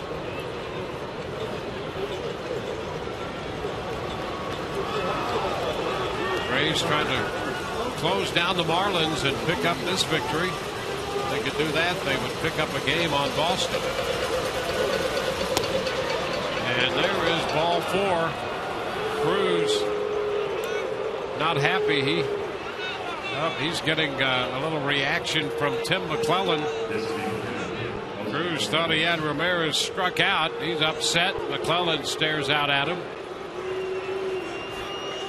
Well, he did miss a pitch right down the middle. Yeah, and that last pitch wasn't that bad. Let's take a look at that. And that's a strike. How many has he got to pepper the strike zone with? So Ramirez got 5 strikes in that bat and walked.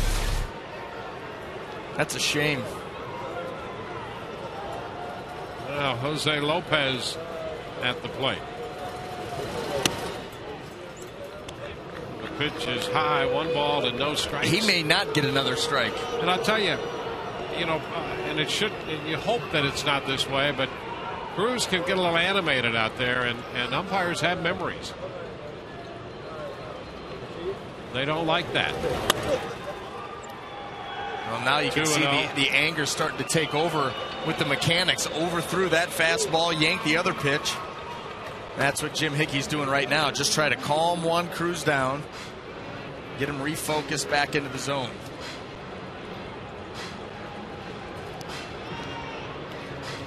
So the Rays will just try to reset the start button here and get all of that behind Cruz.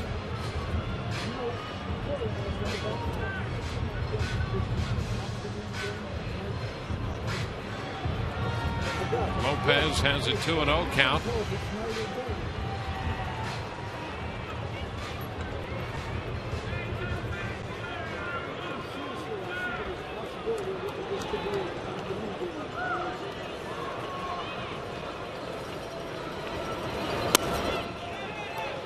And there is ball 3. 3-0.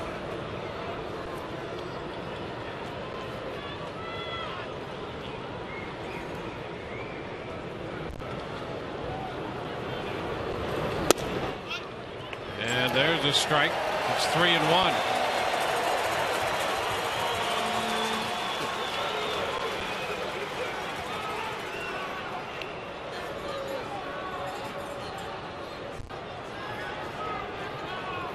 3 balls and a strike. And there's strike 2.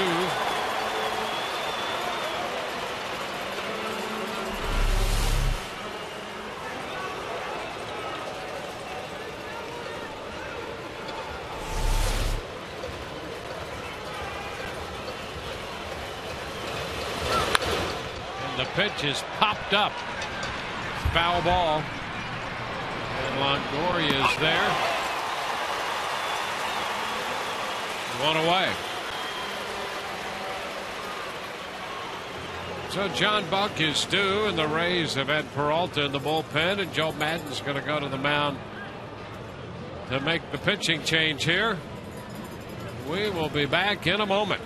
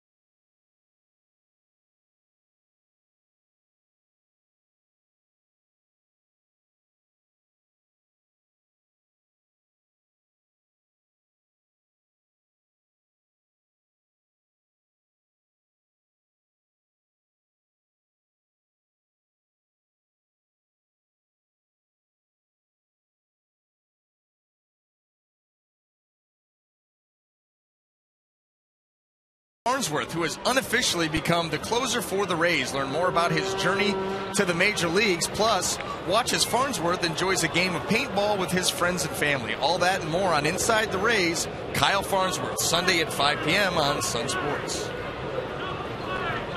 John Buck steps in there against Peralta, goes after the first pitch, and lifts a popper. Brignac from shortstop out there, making the catch at short left field.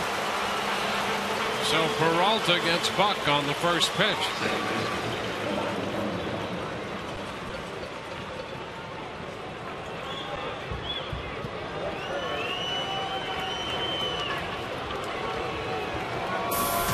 Two outs, Ramirez at first. Omar Infante. So the 34th appearance for Peralta.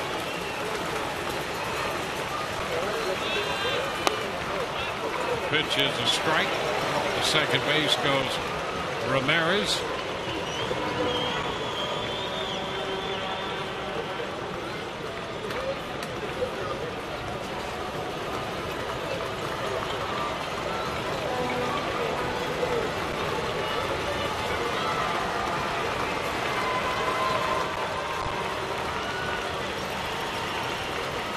One strike to count. Infante doubled and scored the unearned run in the 8th. Curveball low and away. Rays and the Marlins have another head-to-head meeting tomorrow afternoon. James Shields will be on the mound for the Rays. Chris Volstad for the Florida Marlins. Ground ball off the glove of Brignac. That's going to score Ramirez. An RBI single for Infante makes it 7-4. So Infante drives in a run. So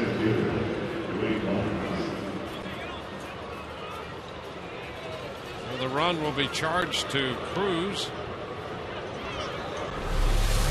Well, this would have been a tough play for Brignac going deep into the hole. Clips the end of the glove, and that's going to allow Ramirez to come home, plate the Marlins' 4th run.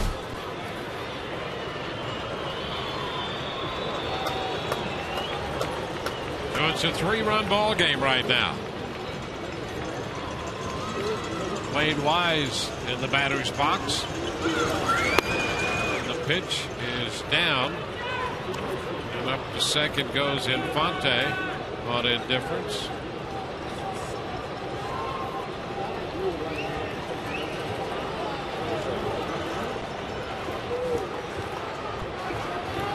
Wanted on the count.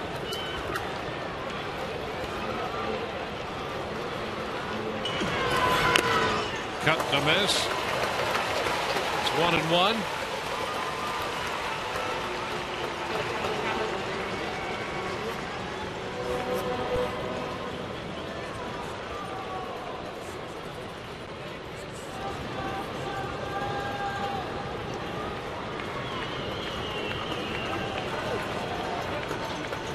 One ball, one strike.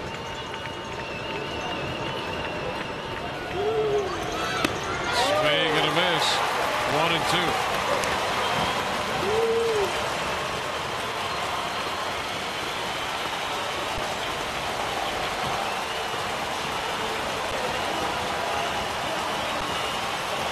One ball, 2 strikes.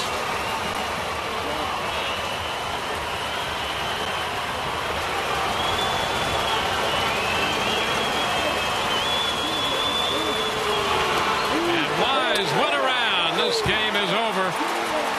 Rays win it 7-4. Marlins score a run in the 9th inning. They leave a man.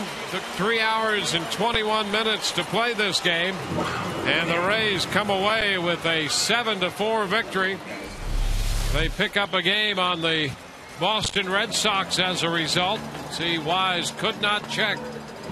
He goes around, and the Rays pick up the win. And a look at the American League East standings now. Boston up by a 1.5 on New York, and the Rays back to within 4.5 of Boston. Rays win it by 3, 7-4, and although no home runs were hit in this game, over $578,000 has been raised so far during the home run challenge. Make your pledge by calling 800-798-CURE or go online to pcf.org. The Rays have taken the first 2 games of this series. Right now, let's go to the field and Todd Callis. All right, Dwayne, thank you. Johnny Damon, 2,500 hit club to go along with 100 triples.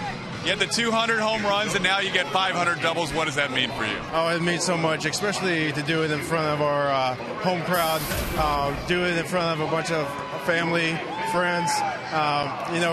It's amazing. Hopefully I can keep climbing up on list and all that stuff, and if I can steal a few more bases, I can knock a bunch of the 11 guys off another list. Yeah, you got a list now with those 10 guys who are all in the Hall of Fame, and there's another list where if you add 300 steals to the mix, it's just you and Paul Molitor and Willie Mays. Pretty nice company. Oh, it's very great company. I respected Paul Molitor so much. I got to play against him, saw him get his 3,000 hits, and I've had a great career, but I want to push it further, and hopefully we can add another championship. You mentioned doing it here at Tropicana Field, and you've had so many great years with different teams, but standing ovation here, not far from home, that had to be pretty special. Oh, it was incredible. I wasn't sure how long that was going to be, but the crowd, they're here to support you, and I thought one tip of the cap was enough, but they made sure that they respected the way that I've played this game over the years, and like I said, it's great to be so close to home and to be able to accomplish so many milestones. On base 4 times tonight. A couple of base hits. You tied Jimmy Fox, a couple of walks. You really seem to like this leadoff spot. Oh, well, I've been doing it for so long. We made a change in New York, why I stopped hitting leadoff, and it benefited us. We ended up winning a World Series, and this was a situation where instead of using 5 different guys, Madden knows that I'm comfortable there, and we can have more of a set lineup. And it seems like we're scoring a few more runs right now. So Zobrist is loving that number 2 spot, and hopefully we can keep swinging the bat. We knew the Boston series wasn't a pretty one, but hopefully we can get our bats going again and keep winning ball games. Final thing, Johnny, I mentioned you tied Jimmy Fox. Next on the list, Teddy Ballgame, Ted Williams. That has to be real special to you.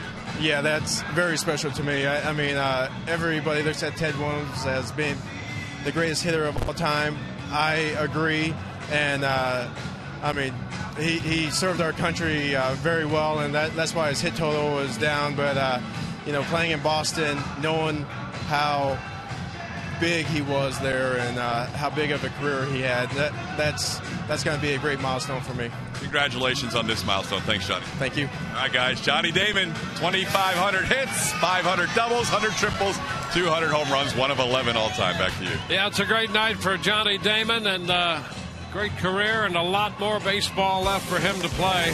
The Rays are winners tonight, 7-4. We'll be back in a moment.